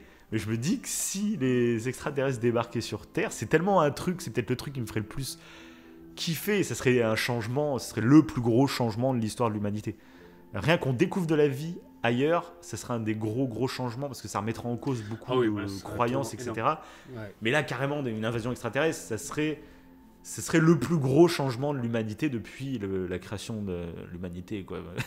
Et du coup, je me dis, ça peut pas être un hasard que pile poil ma période sur Terre, c'est pile poil à ce moment-là, hein, Gadjo. Ah, il y a des milliards d'années, c'est là, toi, c'est ton moment. Et là, tu vois, je me dirais, merde. Parce qu'on a tous un peu envie de savoir qu'est-ce qu'on fout sur Terre, c'est quoi le sens de la vie, c'est tous des questions qu'on finit par se poser. Et ce sujet, voilà, je voulais me confier à vous. Vous me direz dans les commentaires si c'est totalement loufoque, si je suis une sorte de petit taré, hein, de petit taré qui... Donc voilà, toi, qu'est-ce que t'en penses de cette grande théorie hein? Je vais peut-être monter ma secte, hein, je ne sais pas. Le mec va trop rentrer dans un complot. Moi, ça me fait penser à un truc qu'on a. Non, parce que globalement, tu vois que justement, je rentre pas dans des théories du complot et tout. Oui. C'est juste. Enfin, je n'accuse juste personne de rien ou quoi. C'est juste. Une interrogation. Ouais, c'est ça. C'est Non, juste. mais- Voilà. Bah, moi, ça me fait penser un peu. On en avait parlé dans le podcast Inception sur le fait qu'en fait, qu'est-ce qui nous prouve que la réalité c'est pas un rêve et que quand on rêve c'est la C'est ça. réalité. Et Oui, je trouve parce que c'est que un rejoint, en fait, ça. avant qu'on ait accès aux jeux vidéo et aux réalités virtuelles, Ouais, t'avais dit c'était déjà une question. Il y a des philosophes d'il y a 200, 300 ans C'est qui ça. se posaient déjà la question, mais pas via la réalité virtuelle parce que ça n'existait pas, donc ils pouvaient pas se poser cette question. Mais eux, Mais ils se posaient des questions avec le rêve. ils posaient les questions avec les rêves, voilà. Donc Qui ça se disaient, trouve, est-ce on qu'on est n'est dans pas en une train de réalité rêver, virtuelle depuis C'est ça. la préhistoire, quoi. Ah bah ouais, Non, mais je c'est sais ça. Non, mais c'est intéressant. Parce qu'imagine une invasion extraterrestre qui, du coup, en fait, ne serait pas extraterrestre, mais qui serait humaine, pour nous annoncer que, bah, c'est bon, vous avez passé le test. On a attendu des milliards d'années pour voir si... enfin, des milliards. Des millions, pour savoir si vous étiez apte à aller sur une autre planète. Ah, c'est... Bah, ça fait rêver, fascinant. c'est toujours cool, je trouve, C'est de fascinant. de ouais, parler c'est marrant, positivement de sympa. ces sujets, je trouve ça toujours cool, moi. Ça Ah ouais, fait je trouve rêver. ça fait méditer, ça fait réfléchir, ouais. Ouais, c'est C'est ça. Et puis intéressant, après, tu c'est regardes, tu intéressant. lèves la tête, tu regardes le ciel, et puis tu fais putain, je me pose trop de questions, mais c'est trop cool, quoi. Mais ça donne Ah oui, ce trop, côté magique trop. un peu à tout ça, ouais. Parce que oui, quand on s'intéresse du coup à l'astrophysique, on se rend compte que c'est tellement grand, ça paraît pas probable aussi. Il y a un côté un peu, pourtant c'est scientifique, hein. On pourrait dire que voilà, il y a des études à l'appui, c'est ce qui se rapproche le plus entre guillemets du réel. Mais ça paraît tellement grand, ça paraît tellement, tu peux. Ah bah, Et ça, encore c'est une fois, cette théorie du fait qu'on est dans une réalité virtuelle, je la trouve intéressante dans le sens où si on est seul, l'unique vie dans cet univers immense, bah, le fait qu'on soit dans une réalité virtuelle, c'est peut-être c'est un test, tu sais, c'est un grand test. Donc, je sais Ouais, pas, ça pourrait être c'est intéressant, c'est intéressant. Après, On verra bien. on verra bien, on verra bien. Si c'est un test, il faut être bienveillant. Moi, c'est ça. Je trouve que c'est Bah une oui, théorie c'est qui est ça. intéressante parce que c'est ça. Tu dis, il faut être bienveillant. C'est on ça. verra. On nous forme. Ouais, ça nous Puis forme être, si on n'est pas bienveillant, ben on nous reset à la fin et puis on redémarre une nouvelle vie. Je t'ai dit, on peut former notre religion, je pense. Tu peux tirer des petites Ah, je ficelles là. pense ça. On Je peut pense créer ça. tout un dogme autour de ces théories, je pense. Ouais, parce que ça, Et donc, parlons du avaient fait des film. études là-dessus. Ils avaient fait des études là-dessus sur le fait Oui, que bah, il y a des on pourrait être dans scientifiques une réalité de toute façon, virtuelle. Ouais, Ouais. mais il y a même Des des scientifiques français là. des scientifiques qui font des recherches avec les télescopes, etc., pour essayer de voir s'ils aperçoivent des bugs, on va dire, de la matrice, tu vois. Et que s'ils arrivaient à trouver un bug de la matrice, c'est-à-dire que ce serait une preuve. Pour le coup, c'est vraiment Matrix. Hein. Ah bah là, d'ailleurs, oui, ça, clairement. Il y a plein de théories qui sont prises. Matrix a été vraiment un tournant cinématographique grâce à ça. C'est que il a servi, pas que pour la réalité virtuelle, hein, pour plein d'autres trucs. Ça peut être une saga intéressante à évoquer en podcast. C'est clair. En plus, il y a Matrix 4 qui est en tournage. C'est ça. Ça peut être une idée au moment de Matrix 4 de se faire une petite rétrospective suivie de la vie sur le 4. Ouais, pourquoi pas. Bref, on n'arrête pas de teaser plein d'émissions. Là, je crois que c'est l'émission. On parle de podcasts d'avant, de podcasts futurs. Comme dans le film, hein, on parle de futur et de passé. Donc bref, donc le film, donc la personnage principale, c'est une linguiste qui va être donc recrutée par le gouvernement américain pour aller sur la base du vaisseau qui s'est posé. Donc je sais pas trop où c'est, mais c'est en Amérique. Pas dans l'Oregon, je sais plus. Par contre, c'est juste magnifique. Les plans, le fameux plan, je pense que c'est ce que je vais mettre en vignette de l'épisode aujourd'hui. Hein. C'est le plan où tu sais, t'as les nuages, ça fait une mer de nuages et t'as ce vaisseau en forme d'œuf là sur la plaine. Ouais. Ce plan, il est. Moi, Jack, je rêve d'un vaisseau, mais alors là, le plan est tellement iconique, c'est magnifique. Et donc sur place, ça va se retrouver donc avec un mathématicien et donc d'autres membres du gouvernement, mais un peu plus aléatoires. Et donc elle va être sur place en fait parce qu'on se rend compte qu'à l'intérieur du vaisseau, il y a des créatures qui essayent de communiquer, mais on ne se comprend pas. Donc c'est pour ça qu'elle est dépêchée sur place pour essayer d'établir un dialogue avec eux, de les comprendre et de se faire comprendre. Et donc voilà, donc c'est là qu'en gros tout l'intérêt du film va tourner sur ça. Et là ça a amené pas mal de trucs vraiment cool. Dont une première réflexion donc, du personnage de Forest Whitaker, alors je ne sais plus comment il s'appelle dans le film, sur les réels objectifs de ces extraterrestres. Est-ce qu'ils sont là par volonté ? Est-ce qu'ils sont là déjà de base ? C'est une question qu'il faut vraiment se poser. C'est vrai que nous on voit des vaisseaux arriver, on se dit bon, c'est qu'ils veulent venir nous rencontrer, ils veulent communiquer, mais en fait c'est se placer de notre point de vue vraiment à nous. Ce qui est très assez badant, je pense, quand tu y réfléchis, c'est que on s'attend trop à voir nos frères jumeaux mais en fait, par exemple, même un vaisseau qui arriverait sur Terre, ça se trouve, il serait là juste par instinct. C'est ce qu'il dit dans le film. Ça se trouve, ils sont pas là par volonté, ils sont là par instinct. Et donc c'est un peu dur à comprendre comme ça, mais par exemple, là t'es tranquillement chez toi et t'as des moustiques qui rentrent dans ta maison. Le moustique, est-ce qu'il est là par volonté ? Il avait vraiment envie d'aller explorer ta maison. Ça faisait 3 mois qu'il volait pour aller vers ta maison et il voulait la découvrir.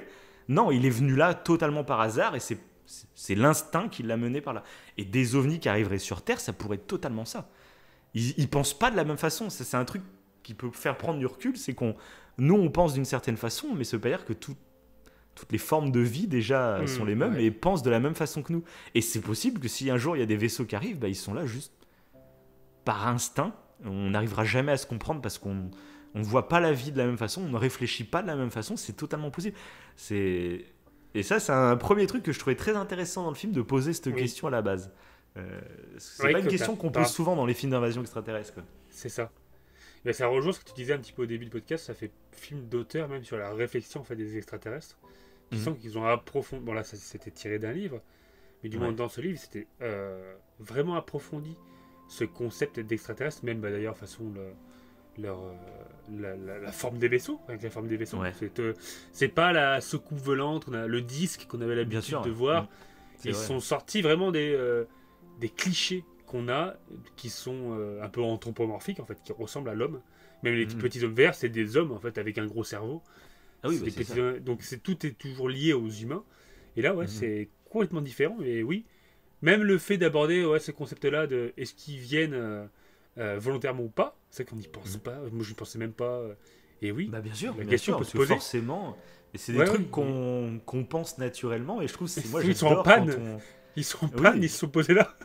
Non, mais même ils sont là. Ils ont même pas fait gaffe qu'on est là, tu vois.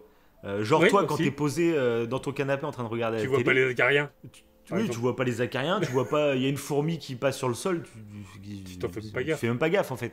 Et ça se trouve c'est ça, tu sais, ils sont juste posés. Enfin voilà, même rien que pas penser de la même façon, je trouve ça super intéressant. Un humain ne pense pas comme une vache, tu vois, par exemple. Pourtant, on est deux êtres vivants, mais on pense pas du tout pareil. Hein. Une vache est beaucoup plus instinctive qu'un humain, tu vois. Et un extraterrestre, c'est pas parce qu'il a un vaisseau qu'il pourrait. Du coup, il pense comme nous, tu vois. Ça, c'est ultra nombriliste finalement de se dire. C'est le truc.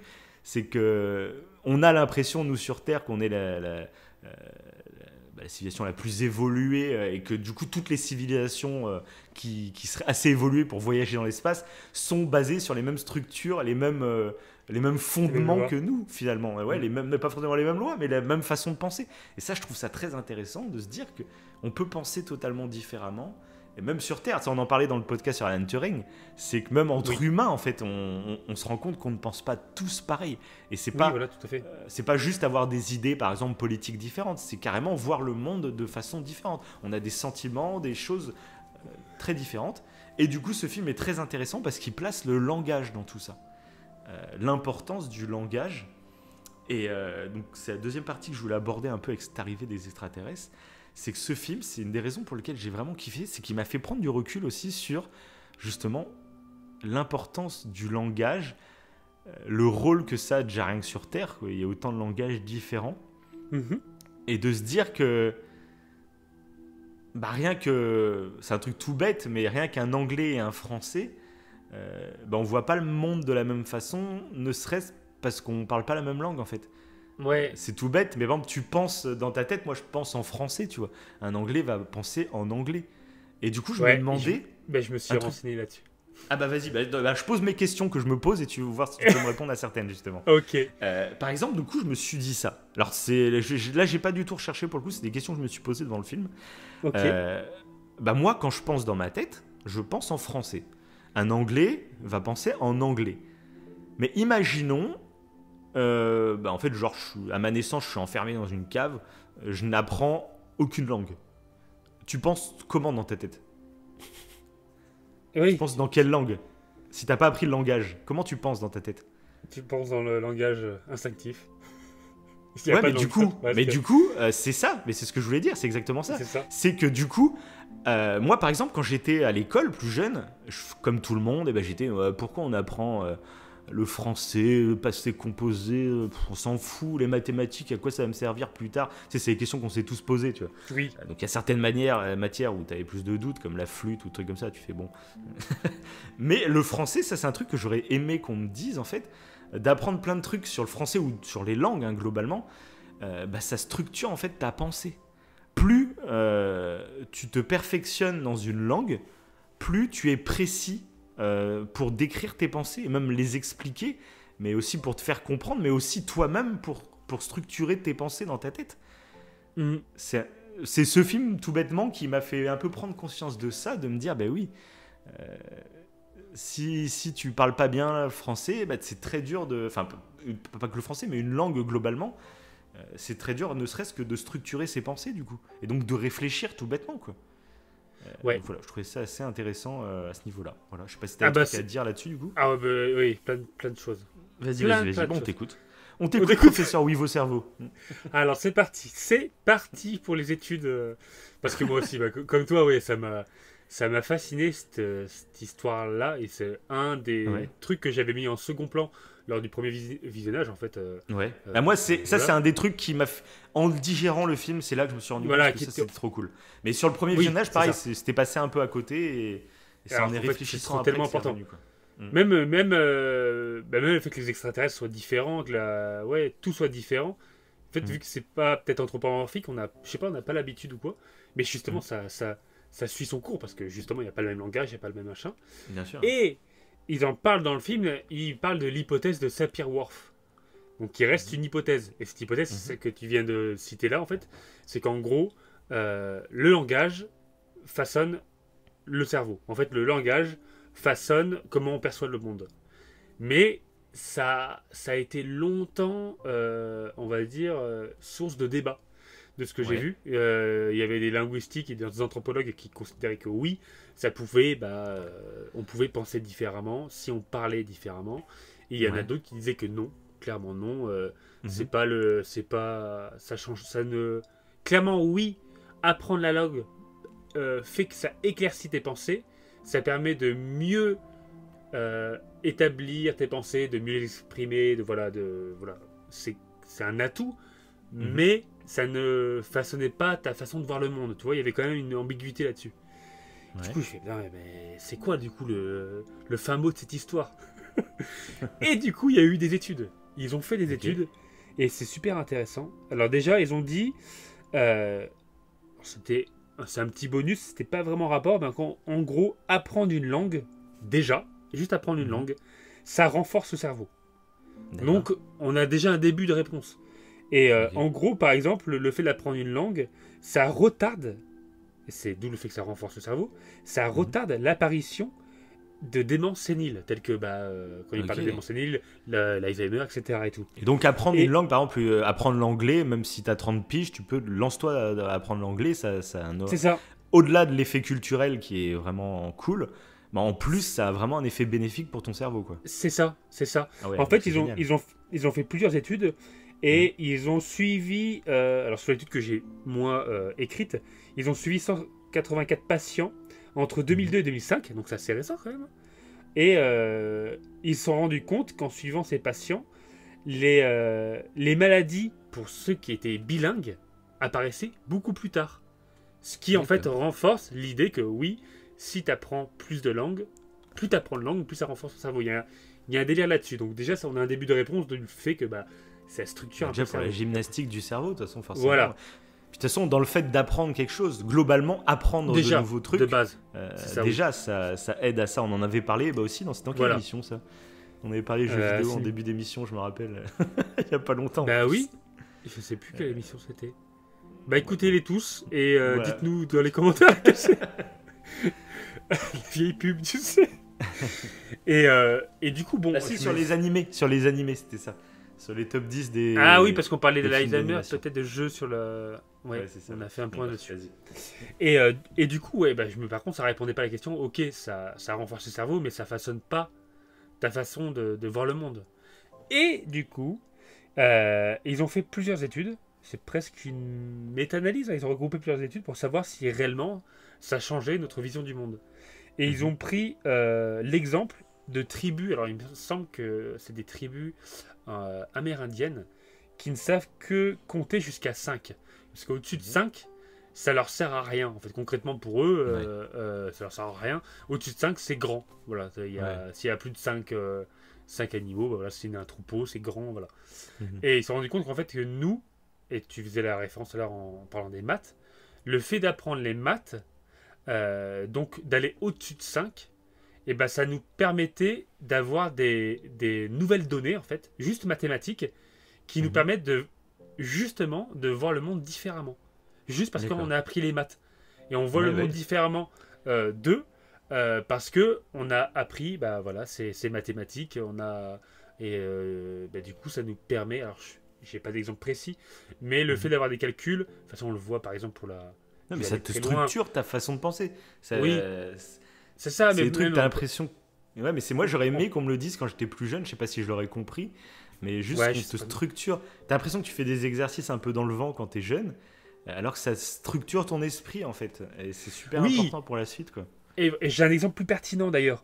Des tribus aborigènes qui, eux, par exemple, pour parler en termes de direction, pour parler de direction, en fait, pour parler de leur jambe droite, par exemple, ils vont dire la jambe sud-est, en fonction de où ils sont positionnés dans l'espace. Et en fait, ils ont une faculté que nous, on n'a pas, de repérer le nord, le sud, juste par les... En fait, ils ont ce langage-là, et je pense que grâce à ce langage-là, de parler sud-est, nord-ouest, etc., ils sont capables de montrer pertinemment où est le nord-ouest, pertinemment où c'est machin. Ils sont habitués depuis tout petit à faire ça, et donc forcément, c'est un réflexe, quoi. C'est ça. Mais d'où l'intérêt, encore une fois, le langage et vision du monde. Et ils sont allés encore plus loin. Après, ils ont parlé, alors je crois que c'était... alors je sais pas si c'est en anglais, je sais plus. Il y a un pays en Europe où quand ils parlent de bleu, il y a énormément de nuances. Et alors que nous, en France, par exemple, le bleu, quand on parle du bleu, il y a peu de nuances, en fait. Alors, si tu te renseignes plus, t'en as beaucoup, mais il y a un pays où le mot bleu définit plusieurs nuances de couleurs, et rien que ça, en fait, ça leur permet de voir des choses que nous, on ne voit pas. Vu qu'ils ont plus de nuances de bleu, et ben ils ont plus de... Moi, j'avais un exemple. C'est hallucinant, ça. Tu vois, j'aurais dû ressortir la vidéo. J'avais un exemple d'un mec qui analysait un peu le langage d'aujourd'hui et un langage soutenu. Donc un langage, on va dire, d'aujourd'hui courant avec un langage soutenu. Et il montrait l'importance en fait des mots. Il a dit qu'on avait tendance aujourd'hui à beaucoup faire de raccourcis. Dire, par exemple, tu dis... j'aurais dû préparer. Là, j'y pense quand tu dis ça, mais tu vois, j'aurais dû préparer. Je ne sais plus exactement la phrase qu'il dit, qui était super pertinente. Mais en gros, il dit un jour, tu vas débaucher, tu vas faire bon, j'en ai marre de ce boulot ou je sais pas quoi. Et quand tu dis j'en ai marre, en fait, ça regroupe plein de choses, mais ça n'indique rien à ton interlocuteur sur la raison que t'en aies marre. C'est pourquoi ? C'est parce que t'es fatigué, t'es stressé, t'es en colère. Ça regroupe plein de trucs. Et on a tendance beaucoup à faire ça, à dire des mots qui veulent dire beaucoup d'autres mots. Et du coup, en fait, dans notre tête à nous, en le disant, genre tu dis oh, j'en ai marre. Dans ta tête, tu dis t'en as marre, mais tu le sais, parce que t'as vécu la journée, tu sais t'en as marre pour telle raison, et du coup t'es fatigué, t'as mal au dos, voilà. Sauf que ton interlocuteur, lui, il entend juste le j'en ai marre, et lui aussi va l'interpréter suivant ce que tu lui as dit par le passé, suivant ce que lui il a vécu, je ne sais quoi. Et du coup, avec la même phrase dit au même moment, etc., peut-être que deux personnes vont partir sur deux idées totalement différentes de la raison pour laquelle la personne en a marre. Et ça, il y avait plein d'exemples comme ça, de plein de phrases qu'on dit régulièrement assez souvent et qui, on ne se rend même pas compte que finalement, c'est important de savoir, d'apprendre en fait plein de mots différents pour décrire plus précisément même ce qu'on ressent ou ce qu'on a envie de faire passer comme message. Et que plus on affinait cette recherche et ces mots, plus c'était une richesse parce qu'on arrivait à décrire plus précisément ce qu'on a envie de dire, ce qu'on a dans la tête, tout ça. Et c'était très important justement pour plein de choses, quoi. Pas que pour... pour discuter comme ça, mais même pour plein d'autres domaines, quoi, en fait. Et du coup, ça, je trouvais ça passionnant. Parce qu'on s'en rend même plus compte, quoi. Et je trouve ça... Mais ça me fait penser parce que parmi tous les exemples que je cite, en fait, ça fait partie des études qui avaient été faites. Et ce que tu cites là, en fait, ça me fait penser à un dernier exemple que j'avais noté. C'est le fait, ils ont, pour vraiment, en fait, reconnaître que concrètement, la langue peut donc, neuroscientifiquement parlant, on va dire, changer notre vision du monde. Ils ont pris un truc très, très concret, on va dire. Pour faire court, en gros, c'est une scène où il y a un homme dans un musée qui est en train de tomber, et en tombant, en fait, il renverse un vase. Et du coup, ils ont demandé à plusieurs personnes de langue étrangère, je crois qu'il y avait un espagnol, un anglais, un français, de décrire la scène, tout simplement. Et c'est pour ça que c'est intéressant, parce que ça rejoint ce que tu disais là. Et sauf que chacun, en décrivant la scène avec leurs propres mots, leur propre langue, c'était pour décrire la même chose. C'était un vase qui tombait et tout. Pourtant, ça ne voulait pas dire à chaque fois la même chose. Il y avait, alors, je vais prendre au hasard, je ne me rappelle plus très bien, mais je crois que par exemple, les Espagnols se concentraient sur le fait que le vase allait tomber. Alors que les Français se concentraient sur la personne qui est en train de tomber, en fait. Et d'autres se concentraient plus sur un état futur. C'est-à-dire qu'en fait, ils disaient, alors je sais plus, c'était peut-être les Anglais, donc ça va prendre avec des pincettes, hein, je sais plus quelle langue et tout, c'est juste pour comprendre le truc, hein. Mais en gros il y en avait qui se concentraient sur le fait que le vase allait tomber et que c'était pas grave, le vase allait tomber, mais d'autres se concentraient sur l'homme qui a fait tomber le vase et que du coup c'était plus agressif, en fait. C'est juste les mots qui changent, mais du coup la position des mots accusait plus l'homme. Il y avait une langue où ça accusait l'homme, genre comme si c'est à cause de l'homme, voilà, il a fait tomber le vase. Alors qu'il y avait un autre langage, non, le vase va tomber. C'était moins grave. En fait, en fonction des mots et des langues. Est-ce que c'est un vrai rapport avec la langue ou est-ce que c'est plus la culture et la façon C'est une bonne question. Et du coup, c'est ça, parce que par exemple, je prends l'exemple, on va dire, tu vois, des Japonais et des Français, c'est deux cultures totalement différentes, deux sociétés totalement différentes où on réagit pas du tout de la même façon, même niveau en termes de politesse, quoi, tu vois. C'est ça. Bah, après, ils se sont basés vraiment sur les mots et pas la culture, hein, clairement. Sur les mots, parce qu'il y a des mots en anglais que t'as pas en français. En anglais, t'as des. En français, t'as plus de mots, tu vois. Oui, mais est-ce que. Coup, bon, bref. Mais bon, oui, comme tu dis, hein, peut-être que culturellement, ça joue aussi. Mais là, pour le coup, cet exemple-là montrait bien que, en fonction des mots, ça changeait l'interprétation et donc ça changeait ta vision du monde. Après, c'est compliqué. Ça reste un débat assez. Moi, j'ai un exemple très marrant sur un truc tout bête, mais l'importance du langage sur la perception du monde. C'est une anecdote de mes parents qui me racontent depuis que je suis né. Ce qu'ils ont fait avant que je naisse, en fait, ils ont fait un gros road trip en Grèce, donc avec plusieurs étapes et tout ça. Et donc, ils s'étaient un peu renseignés sur la langue, le grec, etc. Mais il y a un truc qu'ils ne savaient pas. Et du coup, ils sont allés dans un restaurant et toute la carte était en grec. Donc, ils ne comprenaient rien. Hein. Et du coup, il y avait un serveur qui venait, qui parlait un peu anglais. Ils avaient réussi à se débrouiller. Et donc, mes parents montraient un truc sur le menu, puis le serveur essayait de leur décrire en anglais ce que c'était, tu vois. D'accord.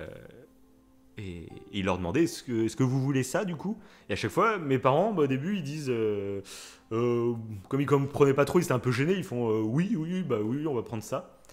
Et le mec il reprenait un truc sur la liste, il expliquait un autre truc, il fait est-ce que vous voulez prendre ça. Et puis mes parents ils sont gênés, oui bon allez on prend ça, oui on comprend rien mais oui on prend ça. Puis le mec il prenait un troisième truc, il leur expliquait et il voyait que le mec était en train de s'énerver. Et eux, ils comprenaient pas, ils étaient mais oui, on prend tout ce que vous nous dites. Et au bout d'un moment, le serveur s'est barré. Et mes parents, ils ont attendu un quart d'heure, le serveur ne revenait pas. Et ils ont fini par quitter le restaurant parce qu'ils se disaient qu'est-ce qui se passe.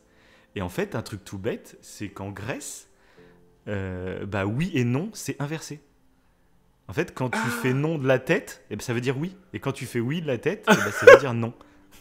Et du coup, en fait, à chaque fois que le mec, il leur expliquait un truc, mes parents, ils disaient oui, mais lui, il comprenait non. Donc il dit, bon, ils sont relous, ils comprennent rien, en plus, ils veulent rien.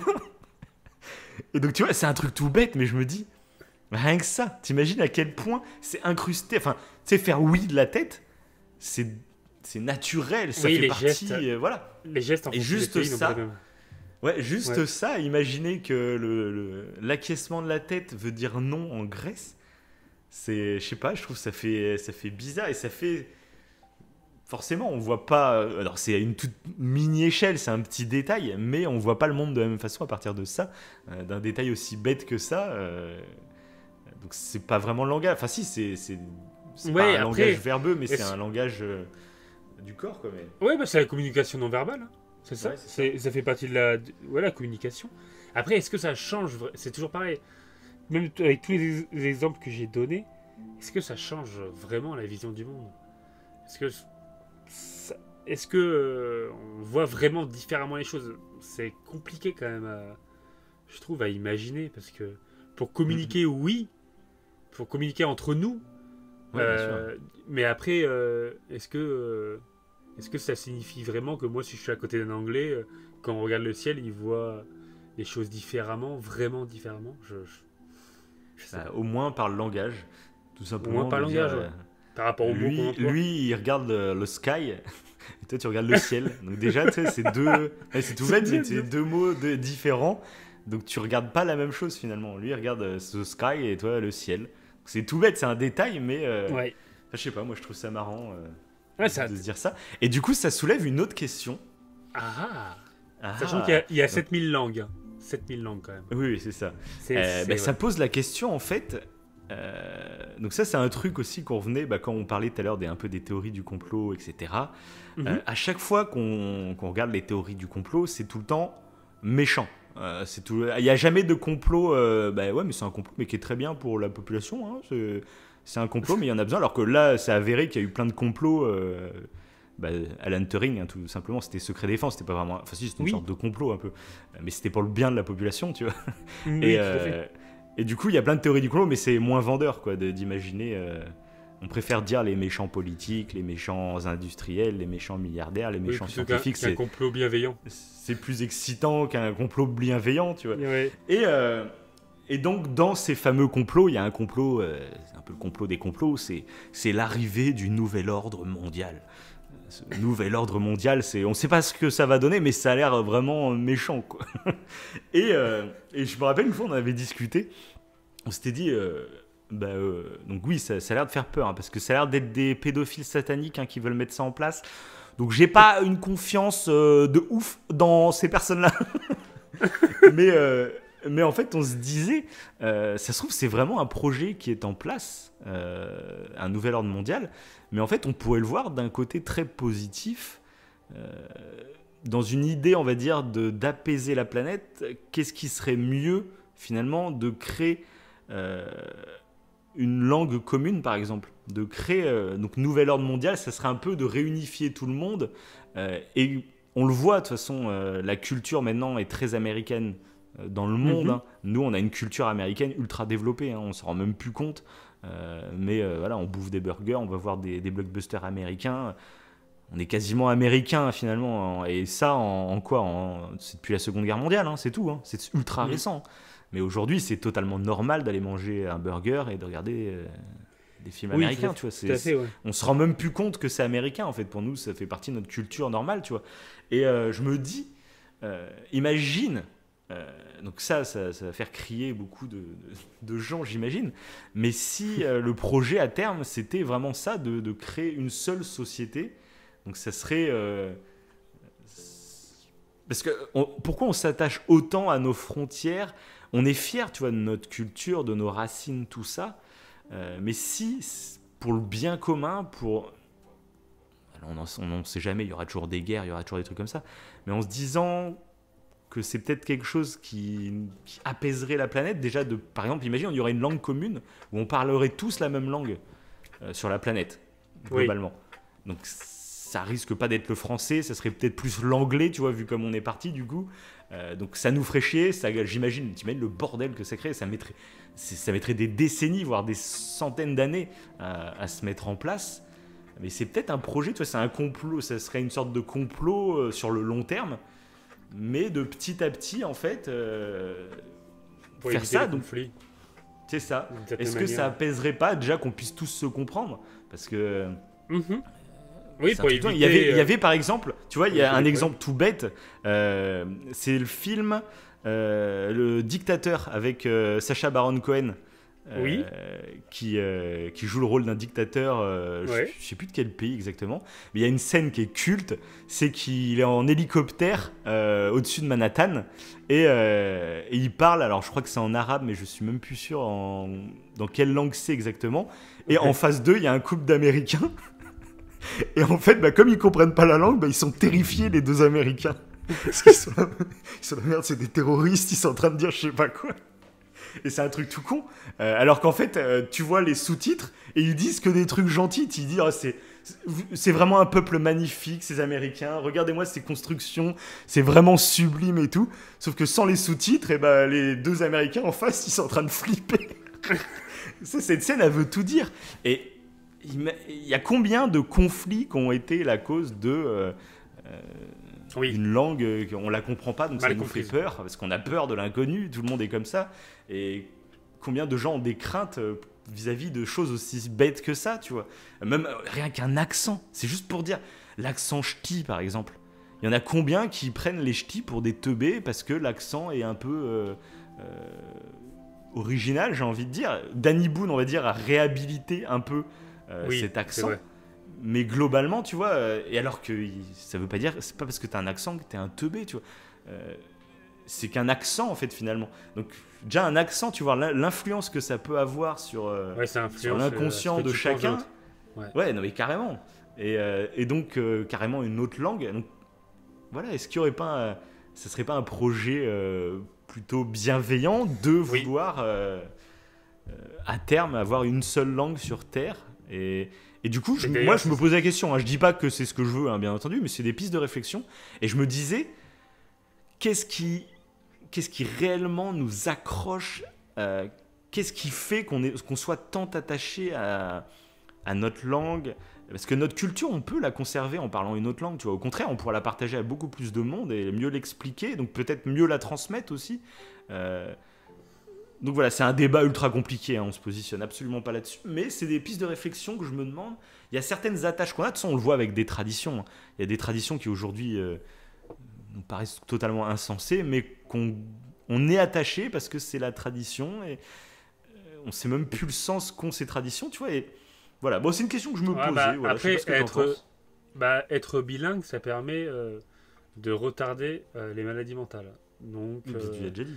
bah oui, mais du coup. Ah bah oui, mais donc s'il y avait qu'une bah seule voilà. langue, oui, mais non. Ah bah Oui, si. oui, bah, Ah bah le débat est clos. Donc on passe à autre chose.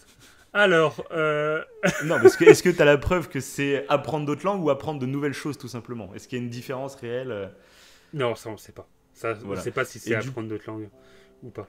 Mais Ouais. bah après rien Non, n'empêche. mais de toute façon, même le débat, il est pas là. C'est juste dans Ah oui, l'optique, non, mais- en fait, Et d'imaginer même, un monde plus apaisé où plus de gens pourraient se comprendre et dialoguer ensemble pour éviter des conflits à la con. Parce qu'il y a plein de conflits à la con juste oui, parce mais que deux peuples ne se rien comprennent pas. n'empêche d'avoir une langue commune et de garder une langue. Ouais. Et être bilingue, Aussi. oui, c'est ça aussi. C'est Oui, ça. pourquoi pas? Un projet où il y a vraiment. C'est Une depuis langue. la naissance, Mais- on parle de langue et il y a une langue commune. C'est C'est vrai ça. que ce serait pas bête, ça, ouais. Une langue Une langue commune et commune une pour langue. être sûr qu'on Ouais. se comprenne. Mais ouais, Et que ça serait, soit limite obligatoire dans l'éducation mondiale, c'est tu ça. vois, un délire comme ça, quoi. Pourquoi Clairement, pas? Je crois que tu viens de résoudre le problème. Bah, je pense. Présente-toi Voilà. à la présidence. Bah, surtout que quand on est avant les 3 ans, avant nos 3 ans, on est apte On est des à éponges. apprendre deux langues. Ah ouais, on est des Ah ouais. éponges de ouf. Ouais. Et là, c'est le mieux. C'est là où on apprend les phonèmes, enfin, on est plus capable d'apprendre des langues. Donc si c'est obligatoire carrément. dès tout petit, parce que moi je regrette, hein. Honnêtement, je regrette ne pas avoir plus travaillé les langues étrangères quand j'étais à l'école. Ça, c'est un de mes grands regrets. Voilà. Mm. Ouais, mais il est je jamais me trop tard. confie hein, devant et- vous. Ah oui, il est jamais trop tard. c'est jamais clair. trop tard. Et en plus, maintenant, il y a des applis sur les smartphones qui sont Ah bah oui, ultra bah, ludiques. j'ai essayé d'apprendre un petit peu le japonais, donc pour te dire. Ah, j'ai japonais choisi une carrément. langue. Moi, je suis plus Ah dans oui. l'anglais quand même. Moi, je suis vraiment plus dans l'anglais. Bah, ce serait plus pratique d'apprendre l'anglais. Mais le japonais. Ouais, mais le japonais, moi, ça me je trouve ça passionne. intéressant. Que ce soit le japonais, l'arabe ou même le grec, ou Ouais. trucs comme ça, ou le Même russe. l'écriture. Ouais, carrément, en fait, de c'est vrai que l'arabe, ça va du être japonais. passionnant d'apprendre un alphabet différent. Ça, c'est Ouais. fou aussi. Tu te dis que, bah, tu vois, là, on parle du langage.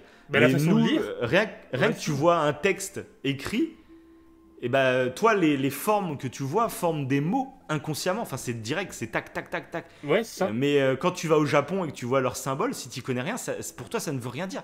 Et pareil, un japonais qui a appris le japonais depuis qu'il est né, quand il vient en Europe et qu'il voit les lettres, bah, alors remarque, ils sont un peu plus habitués, je crois, au Japon, à voir un peu les doubles trucs. Nous, il y a quasiment rien en japonais à part les restaurants asiatiques ou trucs comme ça. Mais mes parents, voilà. Oui. Un japonais, il arrive ici, c'est impossible à déchiffrer. Enfin, Bah de toute ouais, façon, tu vas en Russie, c'est impossible à déchiffrer. Hein. C'est mort. En anglais, tu arrives à te débrouiller parce que c'est le même alphabet que nous, mais un autre alphabet, tu c'est vois fou. rien, ouais. Ah ouais, c'est. Donc c'est rien. Là, ta vision du monde, elle change parce que tu ne comprends pas en fait ce que tu vois. Tout bêtement, en fait, tu regardes dans la rue, tu vois plein de symboles et que tu ne déchiffres pas. Tu ne sais pas du tout ce que ça veut dire. Ça, j'aime bien aussi. Bah, faudrait qu'il y ait cette langue commune dessous, en plus, pour que tout le monde C'est ça. comprenne. Je pense que tu as Non, mais ça- découvert le secret. Hein. Il va falloir que tu ailles parler aux reptiliens qui font le nouvel ordre mondial pour leur expliquer. Ouais, je vais voir ton avec plan, eux hein. pour leur délire. Bah, Mais je en connais fait, une loge de je fais partie francs-maçons du à club. côté de chez moi, hein, et puis comme ça, je t'invite à la prochaine réunion. On fait des réunions, bon, on sacrifie des enfants, hein, mais sinon, Ah bah, c'est on est obligatoire. plutôt cool. Hein. Mais il faut quelques sacrifices pour sauver le monde.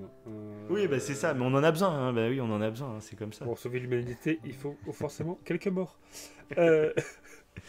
Bref, on Non, continue, mais c'est bien. avançons. Non, mais c'est bien comme. On vous avait dit hein, qu'on allait Mais je ouvrir suis- le débat sur plein de trucs. Des Mais- pistes mais- de réflexion, comme d'habitude. si. C'est ça que je veux dire par rapport à ça, par rapport au nouvel ordre mondial. Le fait en fait Ouais. d'avoir une langue commune, ça me fait penser, et je pense que c'est ça qui me donne des frissons, à ce que tu disais pour Spider-Man, et là même pour Premier Contact, quand tout le monde est tourné vers l'écran, je crois que ça me donne des frissons parce que je vois que ce soit toutes les cultures, tous les pays et tout, on est tourné vers la même chose. Et là, c'est comme Ouais. si on était tous unis, là pour le coup, dans Premier Contact, contre les extraterrestres. Ouais, Il bien n'y a sûr. plus ces barrières, il n'y a plus ces machins et tout. Et d'ailleurs, tu m'avais sorti ça, c'était super intéressant, en jouant à Mass Effect. Tu avais Ouais. ce rapport-là, où il y avait Bien tellement sûr, de plein d'extraterrestres différents dans Mass Effect, et que du coup, C'est ça. tu fais plus de distinction entre tout le monde est humain. Un humain, c'est un Il y a humain. plus ces quoi. barrières Tu vois même racistes plus, à la con. c'est ça, ouais. Ouais, c'est ça, bah exact, ouais, c'est sûr. Et T'es beaucoup et plus voilà. proche d'un mec qui D'un est humain de que ta d'un gros planète, n'importe quel coin de la planète, qu'un alien dans C'est Mass ça. Effect, il y a des C'est aliens ça. vraiment. Et là, tu fais plus les distinctions, tu vois même plus enfin voilà, tu fais même plus Ouais, quelle bien face sûr, ça, bien quoi. sûr. Et ça évite les problèmes. Donc peut-être qu'il faut faire ça, mais je pense qu'on va, ouais, comme tu dis, moi j'irai voir chez les francs-maçons, du coin, s'ils ont cette idée-là. Enfin bon voilà, Bah, je continuons. t'invite. Il faudrait juste que tu amènes ta capuche et ton cierge. Et puis voilà. Ok. Donc ensuite, une chose intéressante que j'ai trouvée dans le film, c'était la forme qu'ils ont donnée aux aliens. Oui, oui, tout à fait. Encore une fois, pas du tout, humanoïde quoi. Ouais, c'est ça, ouais. Mais même c'est un Et, peu. et du coup, bah, c'est un une peu sorte de caché. forme de pouvre. De pouvre. Ah, c'est un mélange entre pieuvre et poulpe, hein, c'est un pouvre. Donc, c'est une forme, ouais, on va dire presque de Oui. poulpe, de pieuvre, quoi. Et ce qui est intéressant, c'est que bah, la pieuvre, c'est considéré comme l'invertébré le plus intelligent sur Terre. Et du coup, je trouvais assez cool, en fait, de se dire que... de toute façon, c'est repris dans pas mal de trucs de fiction où les poulpes dominent le monde, tu vois. Oui. Trucs comme ça. Et je trouvais ça intelligent de se dire, bah, de toute façon, pour sortir du cliché qui fait que c'est des petits bonhommes verts, c'est des petits trucs comme ça, pourquoi pas se dire que c'est une race qu'on pourrait connaître sur notre planète qui a, avec l'évolution, c'est eux qui ont pris l'ascendant sur les humains, tu vois, enfin sur les bipèdes comme Ouais, nous. tout à Je fait. trouvais Ouais. ça super intéressant. Et en plus, ça donne un côté mystique, c'est un côté très impressionnant. Oui, parce Ouais, qu'ils moi sont j'ai adoré énormissimes. toute la partie sur avec les poulpes dans la salle là, très spéciale, le changement de gravité qui est super bien foutu, je trouve. Mm. Et voilà, toutes ces Ouais, scènes, moi j'ai vraiment adoré. Ah bah ouais, toute la communication qui s'opère, bah voilà, tout ce qu'on disait là sur les langues, c'est tout l'intérêt du film et tout l'intérêt c'est là quand on essaie de communiquer avec ces gros calamars là. Et ils Ouais, ont un c'est nom ça. spécifique, mais c'est ouais, Et puis c'est t'as vu leur intriguant. Ouais. leur langage en plus, tu sais, c'est des cercles qu'ils font directement. Oui. Et donc, pareil, ça fait assez réfléchir sur le fait qu'ils disent pas une phrase avec un début ou une fin, ils disent une phrase d'un coup en fait. C'est un tout. La phrase est un tout, un symbole Oui. qui veut tout dire. Et ça, je serais assez curieux parce que je sais que par exemple le japonais, c'est pas le même délire, mais chaque symbole, je sais pas si chaque symbole veut dire un mot ou une syllabe en japonais. Je sais pas si t'en sais plus que moi là-dessus. Alors il me semble, j'ai pas envie de dire une connerie, mais ça dit un mot, ça peut dire plusieurs mots différents. Ça a plusieurs Ouais, il y a un délire comme significations. ça. Parce Chaque que même symbole, ça, dans je la sais pas du tout, mais du coup, ouais. même dans l'intonation quand ils en parlent, tu sais, c'est Oui, il y a l'intonation ça, il qui y a change le mot. l'intonation aussi, ouais. Ça c'est complètement dingue. Aussi c'est Ouais. ça paraît voilà. Ça paraît c'est intriguant. Ah moi je croyais que t'avais appris le japonais et que t'allais nous sortir tout le descriptif total. mot. Là. Non, malheureusement. Bref, donc j'ai trouvé ça très intéressant. Et donc on se rend compte, alors je regarde mes notes si j'avais d'autres choses à dire un peu sur tout le truc. Non, sur en les fait, globalement voilà. céphalopodes. Ouais, les C'est comme ça céphalopodes, qu'ils les ouais. appellent. Ouais. Et donc est-ce que tu as des choses à dire vis-à-vis de toute cette discussion ou quoi, où on arrive à la dernière partie du film et les révélations, tout ça? Bah, on en a dit pas mal après sur le langage. Bah, c'est et je pour trouve ça. que c'est Pour ça, j'ai pas envie trop de me répéter et tout. Donc, est-ce que tu as d'autres choses à dire vis-à-vis de toutes ces scènes? Pas spécialement. Ok. Pas spécialement. Non. Oui, je trouve On qu'on a- a fait plutôt le tour. On a parlé de plein de trucs. Donc, Bah, c'est ça. On a parlé. globalement, de toute façon, le film, faut le voir pour Si. comprendre toute cette, Bah, toute si, cette- cet avancement dans la compréhension du langage, etc. si. Ouais, c'est ça. Et c'est ça qui est intéressant. Après, débriefer chaque étape. Voilà. Si, Si ouais, vraiment, y a là, t'as l'air y a d'avoir un un autre truc. truc à dire. Vas-y. Oui, bah en fait, ça rejoint en fait tout ce qu'on a dit. Et c'est le film qui conclut bien ça. C'est que le fait à un moment donné, j'en parlais presque en début d'émission, mais que les céphalopodes. Ah, c'est sympa. C'est mon réveil qui sonne à 1h du. Voilà, je viens de l'éteindre. D'où il sonne à 1h du mat. Donc... Ah voilà, je voulais me réveiller tôt cette nuit. Et du coup, ouais, c'est quand ils font, en fait, quand ils sont pressés de traduire ce que disent les céphalopodes, et que du coup, en fait, ils comprennent le mot arme Ouais, Et que du coup, en fait, ça fait peur direct. ouais, à peine à avoir une partie du mot, alors que la linguiste, elle le disait, il faut pas, on n'a pas encore toutes les données. Arme, Elle ça a peut bien être. Oui, averti. il y a plusieurs significations, quoi. Oui, et donner, c'était donner arme. Et en Mm. fait, t'as l'impression que les humains presque ont compris que c'était à eux de donner l'arme. Alors que c'était, en fait, c'était les céphalopodes qui donnaient leur arme. Mm. Mm. Et il se trouve que, bah voilà, c'est ce qu'on disait tout à l'heure, une mauvaise compréhension. Là, Eh ben, c'est ça. ça aurait pu partir en Troisième Guerre mondiale, hein, clairement. Ah bah oui, mais il y a C'est combien de conflits qui ont été créés à cause de juste de ça, problèmes de compréhension. Ça, tout à c'est fait. clair et C'est ça. net. Hein, c'est... Et ça, je trouve que c'est Bref. génial. C'est tellement bien représenté là avec des extraterrestres. L'idée, elle est Mm. super cool. Super cool. Donc voilà. Non, c'était juste ce petit détail là que je voulais Et dire. bah ok. Et donc bah, on Genre, arrive sur, on va dire un peu sur la cette arme. conclusion du film, Oui. où on comprend en fait, donc on comprend, c'est là qu'on comprend un peu avec, que les flashbacks n'étaient pas vraiment des flashbacks, mais plus des moments du futur de Amy, donc Oui. l'héroïne. Alors là, comment t'as compris exactement la fin? Comment est-ce qu'ils, en comprenant leur langage, et donc cette façon comme ils s'expriment, euh, d'un coup, leur langage veut tout dire d'un coup, au lieu d'avoir un début et une fin, Mhm. est-ce que ça offre une vision à la femme? Est-ce que c'est les aliens, en gros, qui lui offrent ce pouvoir? Ou est-ce que c'est quelque chose qu'on a en chacun de nous? Et comment t'as compris exactement la fin, toi? Ah. Alors moi, ce que j'ai compris, c'est que du coup, bah, bon voilà, l'arme des aliens, c'était donc ça, ouais, c'était de voir l'avenir, Mhm. plus ou moins. Et du coup, en faisant ça, ça leur permet, de ce qu'on comprenait dans le film, ça leur permet de les aider, eux, dans 3000 ans, je crois, il y a un truc Ouais, c'est ça, ouais. du genre. Ouais. Donc ils sont un peu égoïstes, hein, faut pas ça comme ça. Hein. Oui, mais pourquoi Mais pas? Au contraire, moi je pense que si c'est du nous on partage. devait tout donner en termes d'énergie, en termes de ressources, etc., économiques, tout ça, pour que la Mhm. Terre s'allie dans un projet commun, faudrait vraiment que la Terre soit au bord du gouffre et que ça soit une sorte de, bah, un peu comme on voit dans Interstellar, c'est une sorte de dernière chance pour l'humanité. On monte un projet fou et pourquoi pas on repère une planète avec de la vie et puis on vient sur cette planète pour leur donner les clés parce que eux peuvent nous sauver, nous on peut plus par exemple, mais eux peuvent nous sauver. Et du coup je trouvais ça moi très très cool que des aliens arrivent sur Terre pour qu'on les sauve nous plus tard. Je trouvais que c'était aussi original Mais dans un d'ailleurs, film d'invasion, c'était rare qu'on oui, voyait ça quoi. et ça me fait penser à un truc, c'est que vu qu'il y a un des deux aliens, bah, c'était Abbott et Costello, je crois, un truc comme ça. Ouais c'est ça, Vu qu'il y en a un, c'est une il y a référence bah, au cinéma ça, un duo comique, des films. Ouais c'est ça. Ouais. ouais, un duo comique américain. Bah, du coup, il y en a un des deux qui meurt, et donc il le savait. En fait, il Mm. savait pertinemment qu'un des deux allait mourir vu qu'ils ont cette arme-là. Ouais, Et c'est ouais. intéressant parce qu'il savait, il s'est sacrifié pour sauver son peuple. Ça fait, il y a un côté un peu, on en parlait encore une fois dans Imitation Game, de ce Ouais. côté-là, bon là, c'est son choix, mais son pote, s'ils étaient vraiment amis, il savait qu'il allait mourir pour sauver l'humanité. Je trouvais ça intéressant. C'était presque touchant. De Ouais, la bah part après, des... c'est même tout le message de la fin du film, c'est que comme Amy, elle arrive, enfin, je dis Amy, c'est le nom de l'actrice, mais je sais même plus comment elle s'appelle dans le film.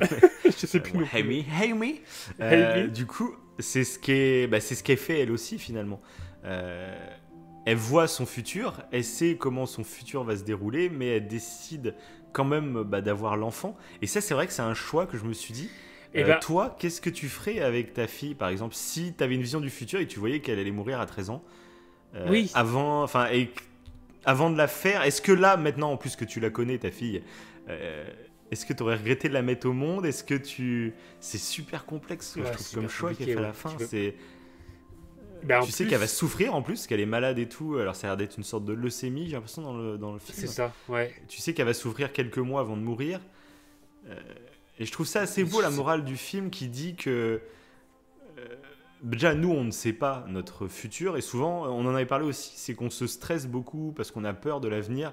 Et donc, on vit toute notre vie à stresser. Il y avait un sondage, alors, je me rappelle plus du pourcentage exact, mais sur des personnes de plus de Ah 80, oui. 80 ans, on leur avait demandé c'est quoi votre plus gros regret dans la vie. Et je crois qu'il y avait presque 80%, alors je crois 80%, mais c'était un chiffre très très élevé. Hein. Et il y avait 80% des gens, donc de plus de 80 ans, qui disaient un de leurs plus gros regrets, en fait, c'est de s'être inquiétés pour trop de choses pour rien, en fait. Ils arrivaient à 80 ans, ils se rendent compte que toutes les choses pour lesquelles ils sont inquiétés, bah, il s'est rien passé en fait. Ils ont une vie tranquille comme beaucoup de monde. Et, Ça, ouais. et du coup, C'est voilà. clair.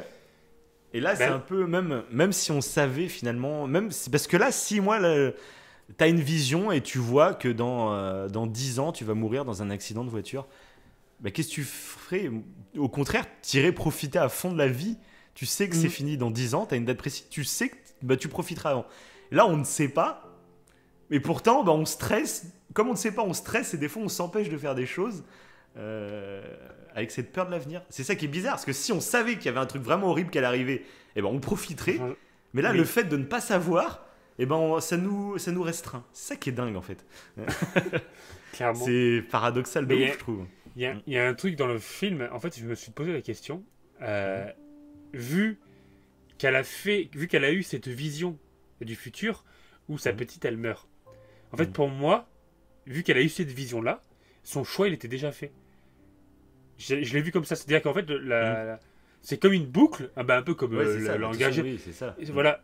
Elle n'aurait pas eu cette vision de l'avenir Mhm. si.